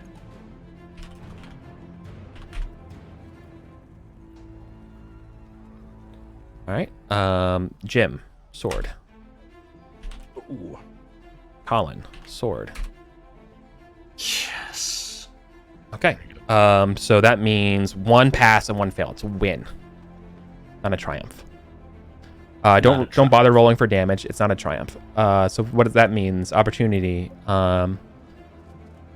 Normally against bodyguards, the police keeps track. Since survivors, blah blah blah. So, Players may okay, so the choose to opportunity extend. is, You have the opportunity now to choose to extend this out. can I roll damage before we decide? No. Okay. That's fair. All right. So Our We're not aim actually here. damaging. This is just to see if we progressed forward. Right. Well, yeah, and if we move forward, then we have to roll damage because they might still be involved in the fight. Right. Hold on. So Colin, you got a 21. So you won. Yeah, Against I won. You won against 19, and Jim won. What am I talking about? You guys succeeded. You said you always roll Jim's first, so the 19 goes to Jim.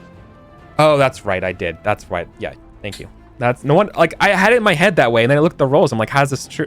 Yeah. Thank you. Yep. All right.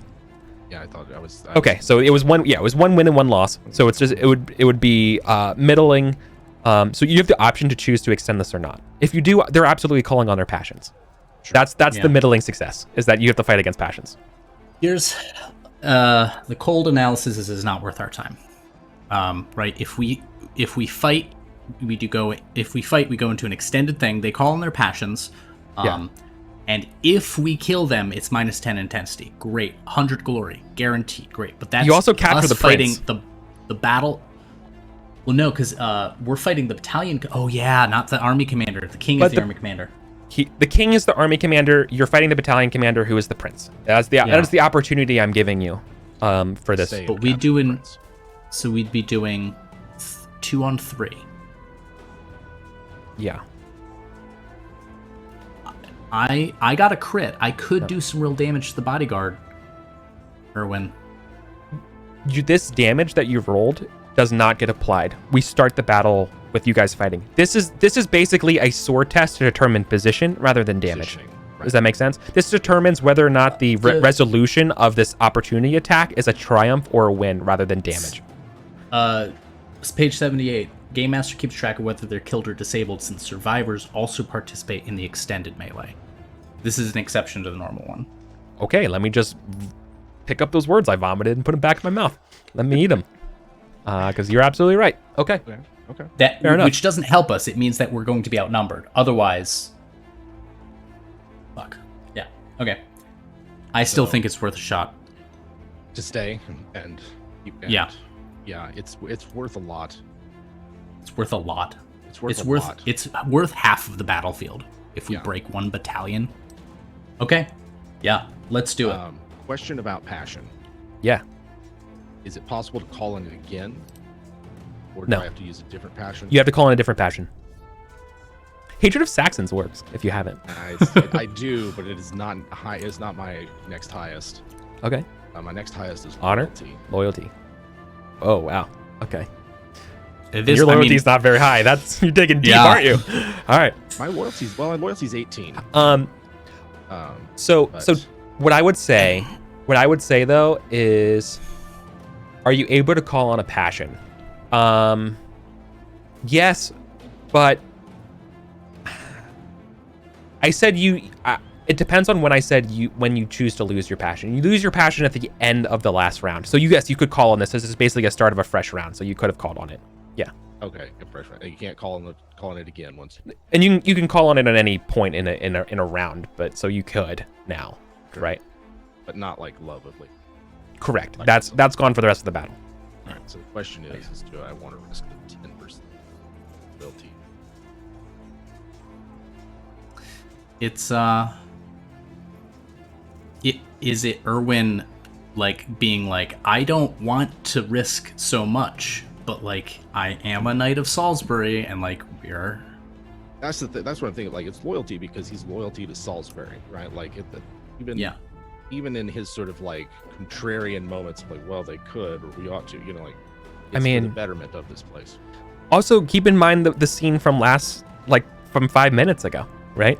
As you are all together in this moment, the Knights of the Born with you, their leader. There's loyalty there amongst, right? Yeah. While you don't have a liege to be loyal to anymore, you have each other. I literally I'm like gonna- said it Let's- beforehand. Like what that's happens to Erwin. Yeah, You can- Let's do it. I'm Alright, gonna let's roll do it. my damage. you're Also. in your rights to loyal it. You're good. very good. You're impassioned. And my critical hit is good. That is a good critical hit, my friend. And so our two Horsemanship. No, they are dehorsed. Wow. Okay. Okay. They take an additional d6 points of damage falling off their horse. Strong strats, thick Strong tacks, starts. can't lose. Wrong start. Roll the additional d6 Oh, because they yeah. fell. Oh god. Okay. That's a major wound, even with their armor. That's a Constitution check or endurance check, so they don't fall over. Oh my god. This is. I mean, I don't know what their endurance is. So d20, their endurance. Okay. Oh shit. All right. He angry. He falls off. You got him. He's knocked out. Oh. I did a Okay. 2d20 to determine his endurance. Ah! All right. The stat block I have doesn't have endurance, so rip that guy. Yeah. Clunk on the ground as he falls off. All right. You also have all a free right. horse. Yeah. You could if you survive this, you can get his charger for sure. Take that horse. Yeah. Yeah. Remember what I said about us being outnumbered? Not a problem, Owen. Problem. All right. All right. So I passed, but he got higher. So he's going to be hurting you. Right. Yeah. It's not a crit. Yeah. We're right in that area where like it starts to get a little rocket taggy. Yeah. Horsemanship. It doesn't break your damage of your armor. You take no damage, but it does force you to make a horsemanship test. Crit. Hell yeah, friends. Mm. Okay, This so is your tense. fight. All right. So Gareth, you're in line to fight against Kenrick. The bodyguard is in line then to fight Sir Erwin.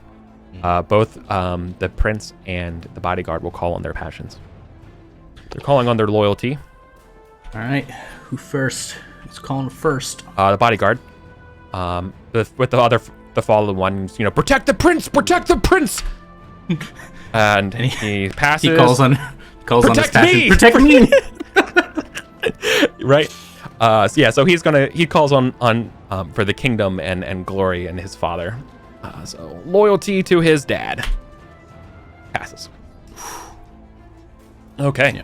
So right. both of them So are in we can passion. base. Do you? Plus Are 10, we doing the thing where we are You're fighting all against keeping 30s. plus 10, or are we gonna just cancel out Just everyone? slice it out. Because No, let's fight. Let's roll high. Let's do it. rocket tag. Rocket tag. Let's do it. Okay. This is when ties mean swords fall out of your hands and shit as they ring Yeah. off, and that's what we're doing. Yeah. That's what we're doing against this prince. Okay. The guy who got unhorsed is out. These two are horsed, right? You're fight. Yeah. These. A horse. Oh, All right. God. Let's fucking do it. So I need to roll, but if now we're in, this is the first round of the extended. So this is now the first round I check to see if I'm depleted for my honor. I'm not. Okay. So here's my choicest of nuggets. Oh, that's not a good roll. That is not a good roll at all. Jim, did you roll sword? Oh, you did. I did 16. before they rolled their passions. Got it. So- Okay, Jim, against you. Not. You're getting crit. Mhm. The prince. Getting crit. Okay. All right. Steer yourselves. So that's 10d6 coming to both of you. Yep. Erwin. Yep. Okay. Colin. Of course. You know what though? Is there still fight? It's not a That's major 20 points wound. of damage. It's That's, 15 and 20 points of damage respectively. Yep. Not for Wait. it's not a major wound for. No, because I got my shield up, so it's 36 minus 6. Oh yeah, I'm great at math, y'all. Horsemanship tests are immediately Yeah. called upon for both of you.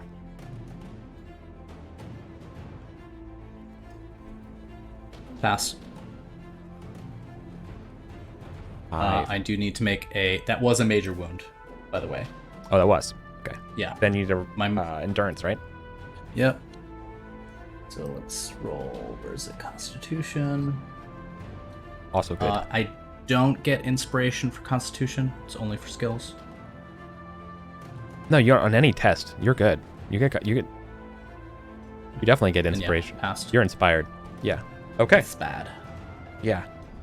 A brutal wound is delivered to you by the prince. And be like, let this be a lesson to you, knight. Okay, dick. All right, dice. And yeah. Chainmail coiffed Saxon warrior bodyguard stares down Erwin. Okay. So yeah, that's not even a major. All right. But you are still hit. Yeah. Yeah, I gotta check. I have to immediately check my Surgery. my attributes. Oh yeah, you do. Nothing. Nothing. I'm so full of scar tissue at this point. They PC's getting damaged because if they pass, they get their armor and shield benefit. That's all that means. Yeah. If both people pass, whoever rolled higher still wins. Yeah, but they were both crit against, so they got higher. A crit versus a crit would have secured you safety.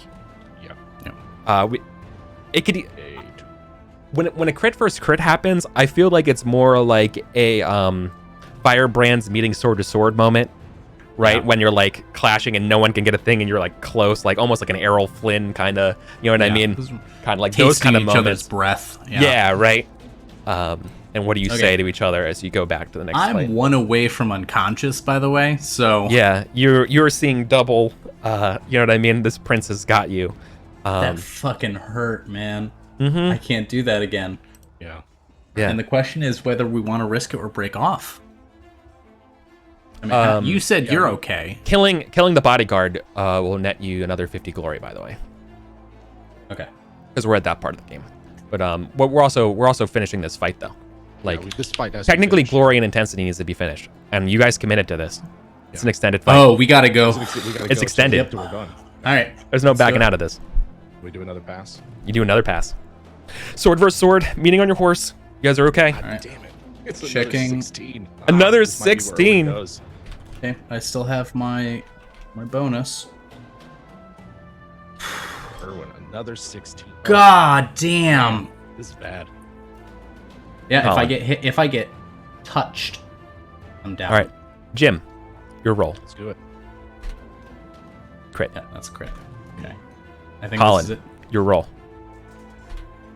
Crit. Yeah, this is it. This is it. All right. 10d6 to Jim. Oof, that's a nasty one. 10d6 to Gareth. All right, Sir Gareth. Even worse. That's an insta-death. 38. That is Prince an instant death. Prince Kurdik draws his sword. You fight well, but not well enough. He breaks your guard and gets the sword in you, to your heart. You know it's mortal. You say anything before you fall over, or is it? I think. No, I Yeah, we're on it's the just battlefield. just an exasperate. Yeah, It's just Erwin. You know what it is for the sort of camera eye benefit. At slides, like the sword slides into the mail, into his body. Yeah. The camera sees like the back of his mail getting pushed out by the sword tip. And I think we see there's like an exhalation, and we see him relax in a way that he is not relaxed since. And the prince rips the sword out, and the battle continues. And Gareth, like sagging in his horse, like rides forward a couple steps. Scipio doesn't know what to do; is not being guided anywhere, and like a ship passing through placid waters, like a dead knight on a confused horse making its way through the battle. Erwin, a blood-soaked sword, and the prince himself come riding towards you. You were Is fighting. Erwin still up? Are you still up? No, I don't think Oh. so. No, Erwin's at -6. You're. You're That dead. is that was a That's 20 an instant death. That's a 21 damage. He had 15 hit points left. Yeah, that's a clean kill. What a way to go. Maybe that's the last thing Erwin sees. Just sees them turn. Bodyguard's there. He's paying too much attention to Garrett. Just catches him out of the corner of his eye. Garrett falls. Bodyguard gets The Knights of the who runs the Knights of the Born? Who runs the yeah? Who stands up? Like who stands up in this moment? Because like we're gonna fall back from the army parts because So- obviously you two are dead. The question I have then is, where is Nesta? I mean, Nista's by your side. Like Nista Okay. could easily like I feel like Nista would be the one who's charging in to fight these people right now for sure, right? Certainly. Like Okay. seeing you die, right? Your vein. I It think could be. I think Sir Aiden and Yeah. Squire Luello both they fight their way to Gareth's horse to lead Scipio out. You're Squire as well. Okay. Holy The shit. question is, would Nista carry Erwin out? No, you're not getting out of it. Like there's no Not alive. Yeah. Like his body. Oh.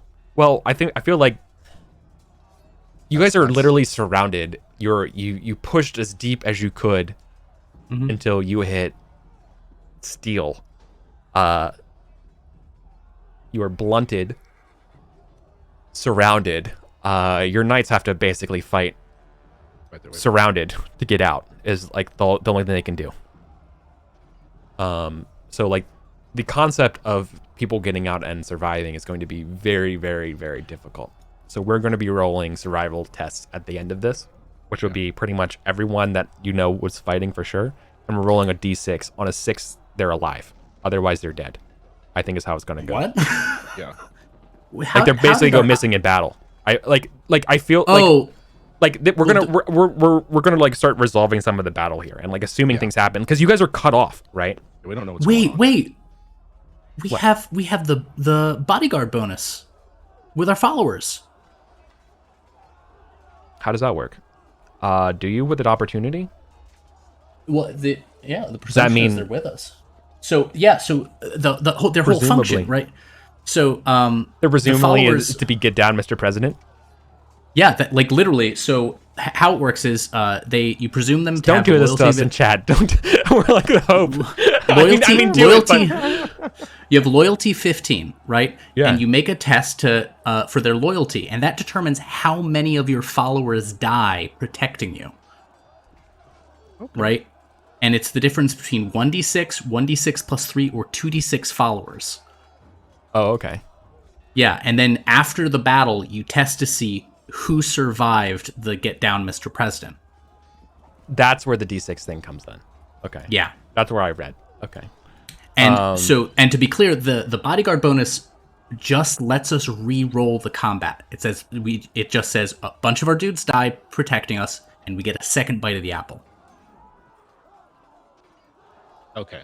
All right. I mean, like we the just whole thing went or through just a one couple exchange? process steps of grief. How do we like? I'm cool with rewinding time and doing that because it's also the fucking battle rules. Like the first time we're, Sure, I'm fine with. Like I said, I processed all this week. Erwin lives, Erwin dies. I just want it to be awesome. okay. Um, So wait. Okay. was that ambiguous? Colin is the that was necromancer. Ghost Ex Machina. I'm the necromancer. Yeah, because Rules necromancer. Eric tells us that like Monday is going to be entire Book of Battle. So I actually read the Book of Battle for once in my fucking time playing this campaign for over a year. I read everything but the followers part because I was like, I can't be bothered. Yeah. Yeah. No. And I'm glad you did. This is why we bring our followers. Yeah, This is why Yeah. the Earl brought us. it's true. We have. That's why Prince Kendrick brought his guys very clearly. Yeah. Oh, okay. Okay. So we So So you see your deaths in your eyes as you square down. all right. a So bodyguard and the prince. His sword yeah. bloody. So this But is the last will it be exchange. your blood? So We saw what roll- could have happened. Yeah. So you roll loyalty.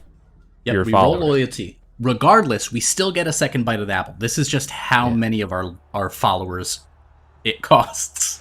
Gotcha. Okay. I love it. So yeah, and let me look up. I think it's Loyalty roll. yeah, one Oh my loyalty God. roll for all of them. I tell you what, y'all. The moment when I killed both of them, I did not feel good. It'd be one thing if we went out like mean- like champs, but not on like rolling a 6 dice. Right. Give me, Right. Give me better than that. Yeah, but everything to get to this point. Right. Like, Come so So- close. All right, I'm gonna roll 1d20 against 15. Okay, so I pass. So I only lose 1d6 followers. Only one. It's probably Uncle Gwellis, if I'm being honest. you get to roll randomly on the list. That's fair. At the end, That's fair. we're going to write up everyone that's eligible. Okay. Basically, so- everyone in your skill, like your smaller squad lance that's under you, aka your followers, we're going to roll randomly, and that's the person who has to roll a 6. Right? Got it. So that's Yeah. You also pass your loyalty. Same thing for you, Jim. Though you roll a d6, you're rolling it for 3 people. So again, make a note somewhere that your entire skills for both of you. I assume it's called a skill, not a shield. It's a CH, and it's in the past, Yep. so it's probably a K. And so, All right. and what makes it easy for me is I only have 6. Cool. Well, then there you go. You're gonna literally just straight random roll a d6 for that person. If it's not a 6, they're missing an action. They're dead. Yep. You can do it now. You can do it now, or we can do it after the battle.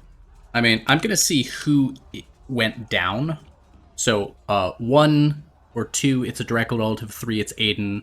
Anything higher than that, it's one of the people doing one of my other manners. 3, it's Aiden. Fuck. Fuck. Fuck.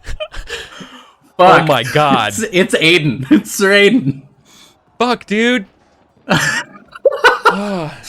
And this doesn't even guarantee our success. No, this it is doesn't. just a second. This is Just a just second chance. second Aiden chance. who fucking slumps in his horse. Okay. All right, dope. All right. we get the second bite of the apple. Man. This is why I roll random fucking NPCs and have stats for these random fuckers. Because it's so good. Like, how... Oh my God. Yep. Cool. He's supposed to be a squire. Yeah, You promoted him early. You knighted him early. That's on me, isn't it? God damn, I love this game. Okay. All right, let's Take do mine it. afterwards because I've got only 5 and there's Yeah, 3 of them. there's- Who knows? There's a huge scrum. That's fair. I'll take it. It's a Get crit. the- All right, that's So- a crit this is against the prince again. I'm not re-rolling their passions. That stays. I Yeah, don't no, care what the that- book says. that's fine. Okay. No, it's only for the battle roll itself. Okay. It's the only Right. thing So we reroll. are we redoing both of the exchanges or just the one? Oh, both of you. That's what your followers earns you this, right? But Yeah. we round time. This is your square against the bodyguard, the Saxon bodyguard, and the prince. God, fuck Erwin. Oh shit. Jesus. Colin. It's All right. calling him. You must wait till we determine against the bodyguard. Gets a +10 to this. That is a Yeah, crit. that's a crit. All right, so we may have done the rewind thing just to play it through again. Maybe. Maybe. Mhm. Tied. A perfect tie. Perfect tie. Isn't that when we? That is technically your swords both. You disarm each other. Okay. I leave it to you as a tiebreaker. We can either choose to do the meeting sword to sword thing, and you're up close, and like you break off and you keep your swords, or it'd be cool to just like you both lose your swords. What's next? Do you like fight each other hand to hand? Like what goes on? You know what I mean? Like I'm fine with yeah. either way, homie. Whichever. I leave it to you. I You're the wanna one taste- who. Yeah. I want to taste his breath. I want to get a little smooch time in there. All right. You lock Yep. sword to sword, inches away from each other on the horses, as like the mud and then screaming gets like blurred out in the background at this fight as you guys are close up. What do you say to the prince?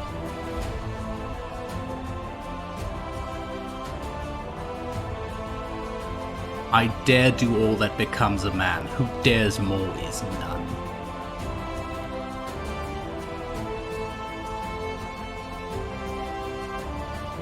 The seat of Salisbury is my father's and mine by right. I will show you your deserving place and where you should sit. Then show.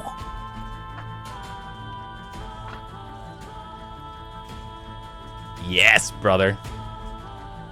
I can just hear a little bit of the battle music, and it sounds a little bit like Super Smash Bros. Theme song for me. And one fucking Kirby out of the sky. Oh, I am pitting out. And I'm really glad that chat Jim. cannot see the fucking swamp happening right Let's now. let's see what damage we can do. Jim, brace for impact, buddy. Do it. All right. Oh no! Bad one. That's Oh no! No one walks away from 40 damage. sure as hell don't. I get my 16 because I passed at least. That's 24. You can technically endurance, right? When you go to negative. Yeah. It's you roll. No, if you're negative, you roll like you roll minus your HP. You can sacrifice again and kill more everyone, or technically are you inspired? You're inspired. Where are you at negatives? Well, I wouldn't be at a negative yet. If we're redoing the entire like 2-round exchange. Now, if it's not, then he's well past. No, it's the 1 round. It's the 1 round. No, he's well Right. past. Like he would have had 15. He had 15 left. Now he's taking 24. So minus 16. Oh wait, you already did it. So it's 24. So you're going down to 24. That's minus 15 is 9. So he's You got are two- inspired. You would be rolling at your HP plus 10. So you're minus 9 plus 10. So if you roll a d20, you roll a 1, you could technically still be standing despite everything. Is how. That's- yeah. Otherwise, you are assuredly Otherwise dead he's for the dead. combat. Otherwise he's dead. You're unconscious. You are dead. He's dead. You Everyone slump falls, over. along with- or- I'll figure out which 3 of his people die. along with- yeah. But you It was collapse. fated. It was fated. It was fated. Here I am. Now Here it's you- 2-on. Here I you mean- remain. Yeah. Yeah. Erwin, make an awareness test for me. I feel like that's the only fair thing to do at this moment. Yeah. Are you just completely locked with the? Yeah. Okay. I mean, make sure you're checking these things, assuming you make it out of here. Yeah. You see Erwin go down, or more like, I mean, with a crit, you absolutely see it. Mhm. Your straits are dire. What I would allow some sort of test so you can keep this a one-on-one battle. I would also allow, if you wanted to, I mean, like, if you think there's space other than just clashing again for some kind of way for you to disengage and get out of here, tell me. If you think there's a way. Otherwise, you're going to be fighting. Or if you think there's a way and you want to throw someone in here to, like, so you guys are just fighting, one-on-one, some sort of either tactics or, like, dramatically have someone, like, basically have to sacrifice somebody to fight this other person to keep this one-on-one. If anything like that is, like, ringing any bells, we could do that. Otherwise, we go back to fighting. You're fighting 2-on-1.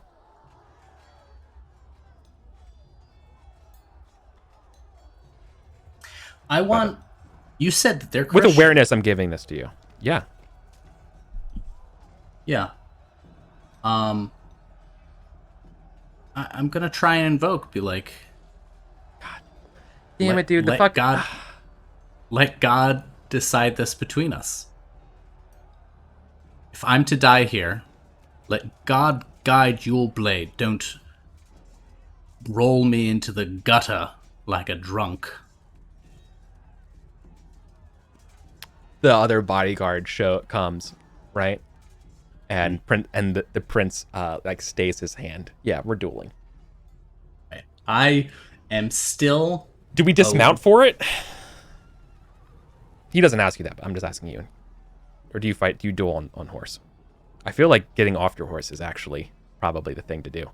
Yeah, get off the horse. And like briefly touch Aiden's helmet. Like, Yeah. I know he's gone in my heart of hearts, but like, and getting down like with clear difficulty. Like blood is just filling my boots right now.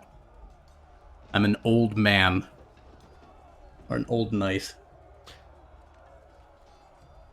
It'll give me no pleasure killing you, as he honors it and gets down. It'll give me no pleasure to die.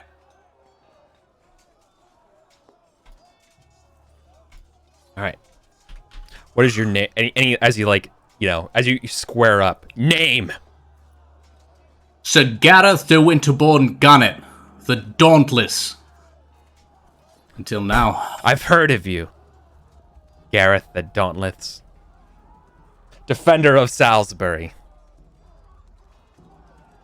Friend to Erwin of Chalderton. Hell yeah. Square up. Sword and shield in hand. What's the 3d5? Oh, that's Earl. My fault. Jim's I'm doing just house followers. cleaning right now. Yeah, you're the house Don't mind me, guys. All right. You ready, Colin? I was ready to blah blah blah blah. Yes. All right, let's go, buddy. Oh, okay. Oh! Hope. Oh! There is a titanic clash of sword on sword. There is fight within Gareth yet. He takes you down to one knee as you brace against him with your sword as he slips under your shield. But it's enough for you to trip him and get him down. You turn him around. He's disarmed for a moment as your sword comes down on him, hoping that your strike, as you kind of slip and fall down and like with all your might, that you can break through his armor. Here we go. Oof. No, I can't. Oh, that's bad. That's bad. That's real bad. It's not great. That's not great at all. That's 21 points of damage coming his way. That's really not good. He's absolutely on the ground. Let's see.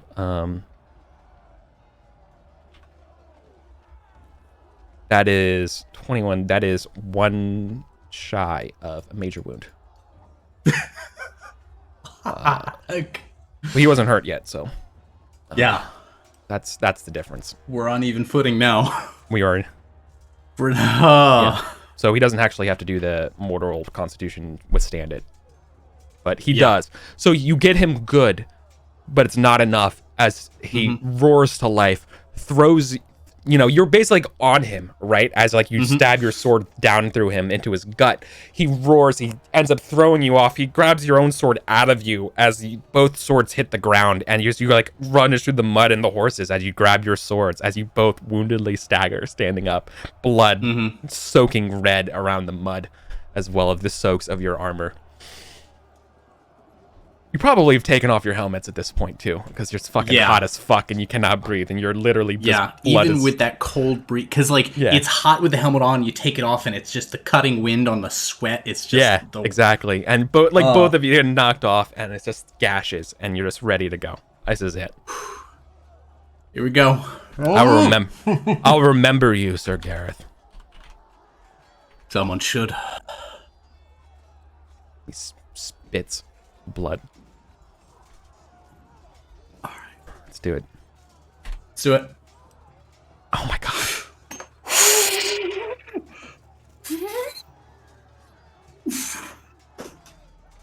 What's happening? You rewound time. You sacrificed Erwin's life to kill the necromancer. I was the necromancer. It was you all along. I am so sweaty right now. Yeah, I'm like shaking. Yeah. Oh, the adrenaline dump is real. Fuck. That's another crit. Yeah.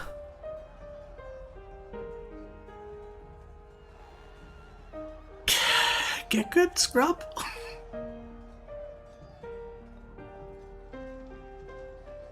What? 14 left over? No, He's dead.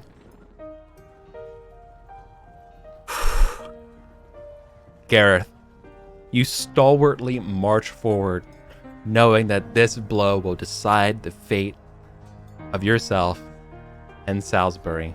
Erwin dead. Everyone else unknown. All you can focus is on the enemy in front of you. The prince, grinning menacingly, marches towards you, knowing that his fate and yours are intertwined. In this moment, in this dance and duel of death, there is only you two. May the best swordsman win. Flashback to Gareth and Erwin as squires, practicing. And I think when we first made these characters, we established that, like, Erwin was the big guy, the big patient one, and I was the smaller, aggressive one. And I think there's an exchange where Erwin's like, Gareth, like, you're good with the sword, but you're too eager to win. You gotta keep your feet. Once you lose your feet, you're dead. It doesn't matter how good a swordsman you are.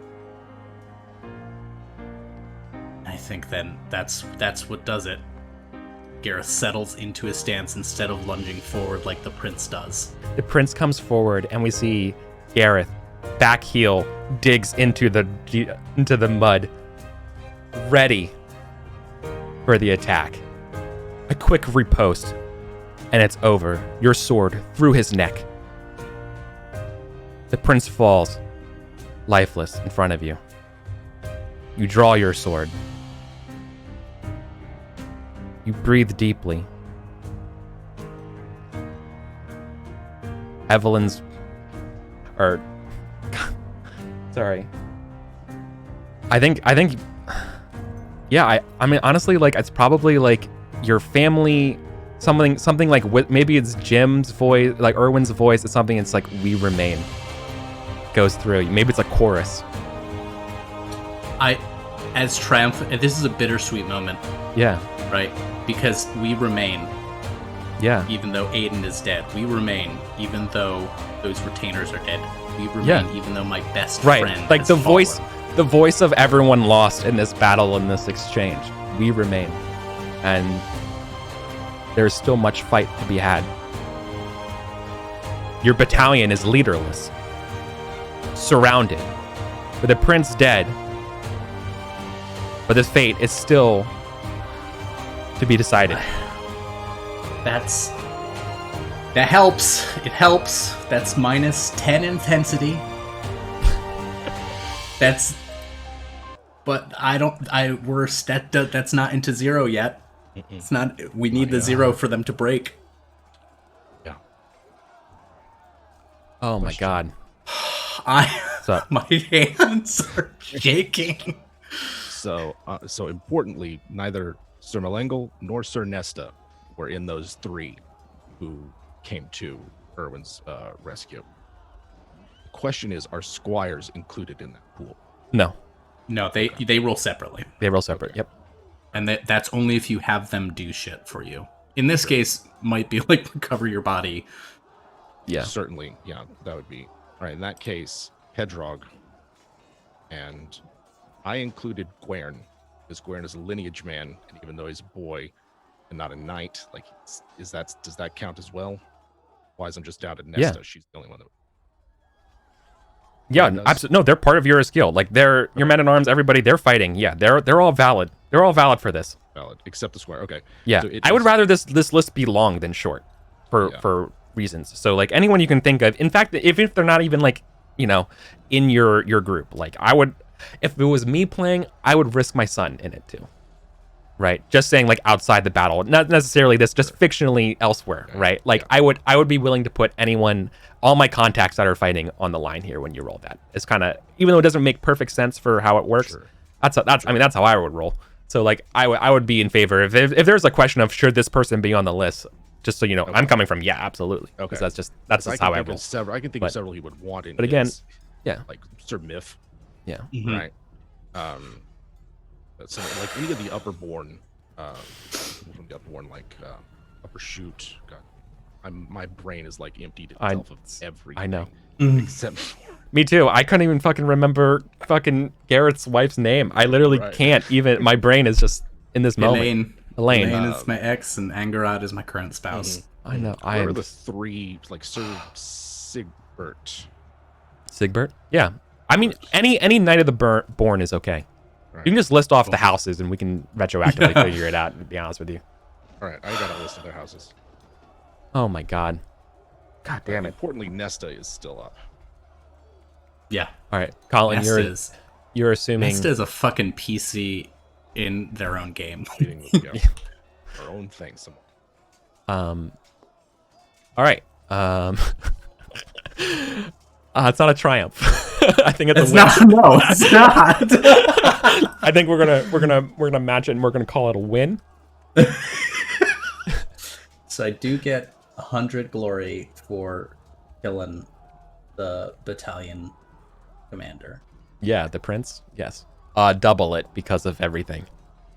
You're in the position of honor, right? Like this is. I'm kind of putting it as part of that. Yeah. So your opportunity unit result per maneuver attempted was charge, so you technically push through. So the result of this is per maneuver attempted. So your maneuver attempted was, oh no, this is fight an enemy leader is actually what it is. Page 78. Who knows? Which I assume then is just an attack. Yep. Right. It's treated as an attack.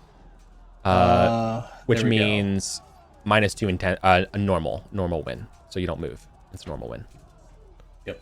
Normal win, but -10 to army intensity. For killing the.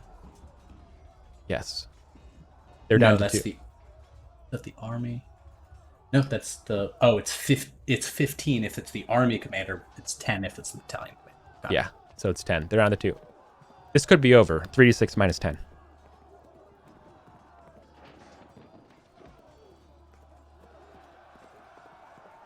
That's exactly what you needed to burn to 0. Wessex routes.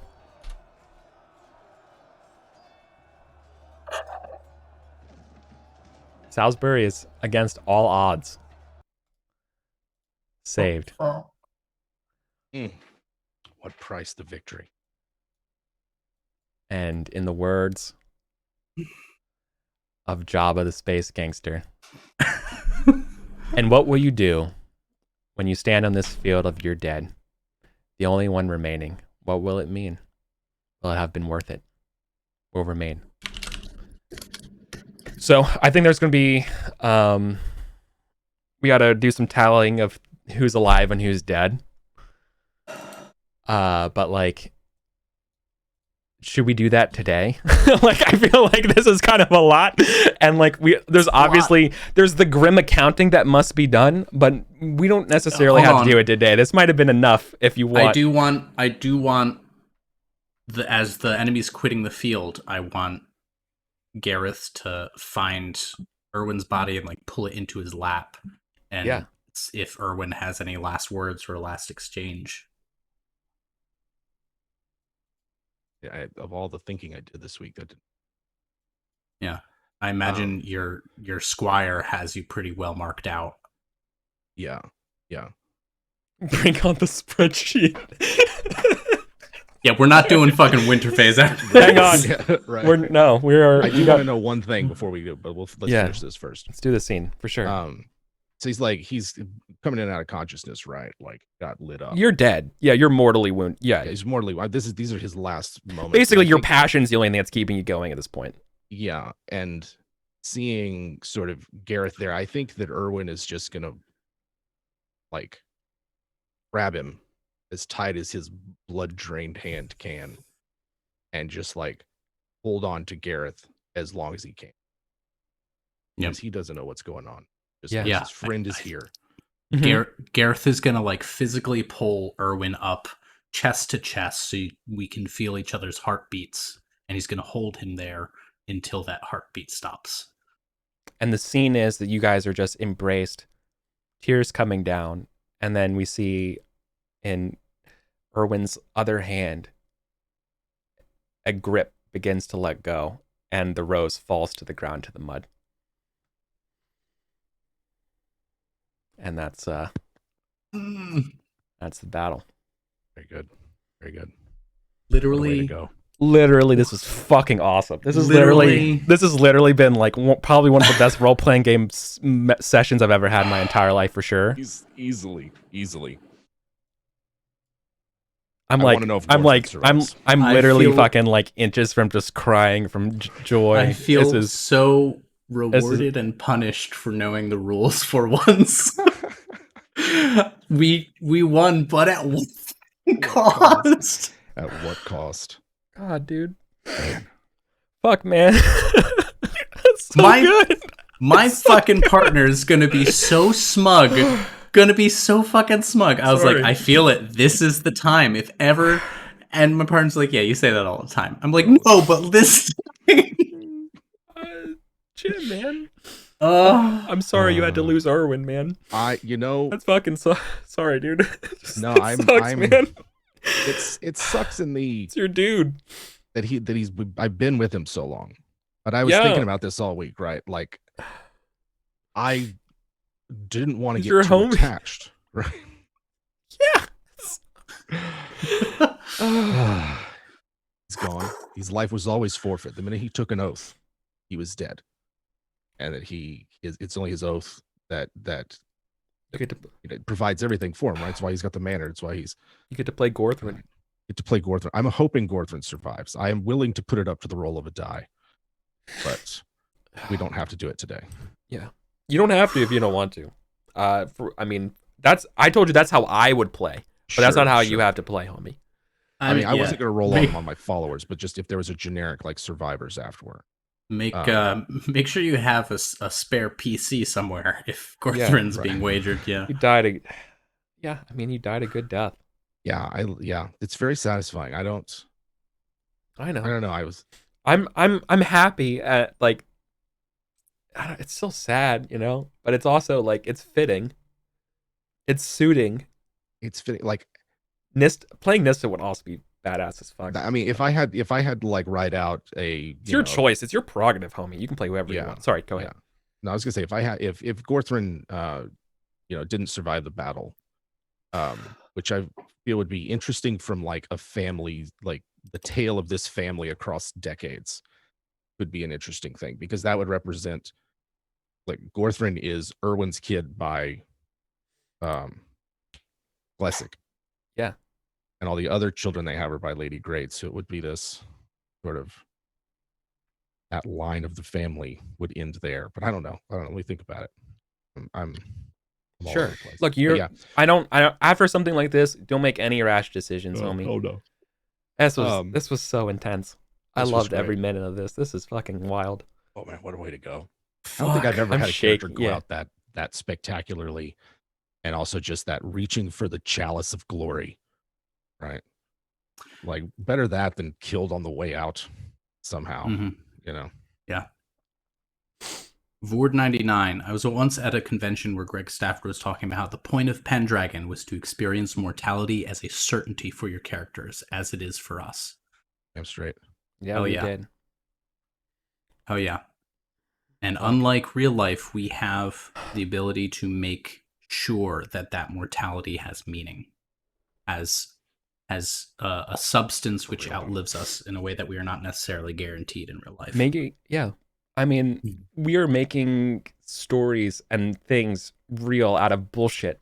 It's impressive. That's the fun part. That's the fun. Seriously fucking incredible. We're gonna have to have some aftercare for Eric, I think. Yeah, no, I don't know. I'm gonna be fine. It's fucking, dude. How am I supposed to go to like the next fucking Unplugged and like rant to James Intercasso about this Pendragon game, about the fucking story of Erwin and how it ends saving Salisbury? Yeah. I literally spent almost the entire time at PAX Unplugged talking about Pendragon as much as I could with people, describing the story about how you fumbled your way through the early years, trying to win Lady Great's heart, only to come back together with them after the battle that you were surely going to die in. Surely, yeah. And it's just like this incredible story. And fucking Gareth, Jesus Christ, man. Youth's stuff will not endure. What I'm interested in I mean like I'm super interested in what your arc is going to be at post Irwin. But you post Irwin. All my friends are dead. I think Gareth is going to realize he knows exactly where he ends up. He ends up Elad, a 60-something-year-old marshal leading people to their deaths. Like, I don't know, man. Oh. It's bleak. It's fucking bleak. You have your children. I love.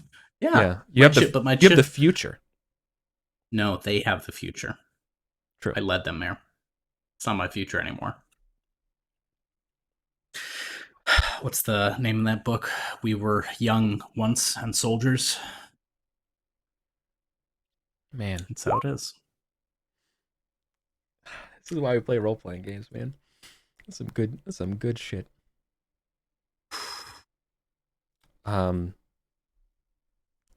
We need to do posthumous glory. Yeah. Oh, God. All right.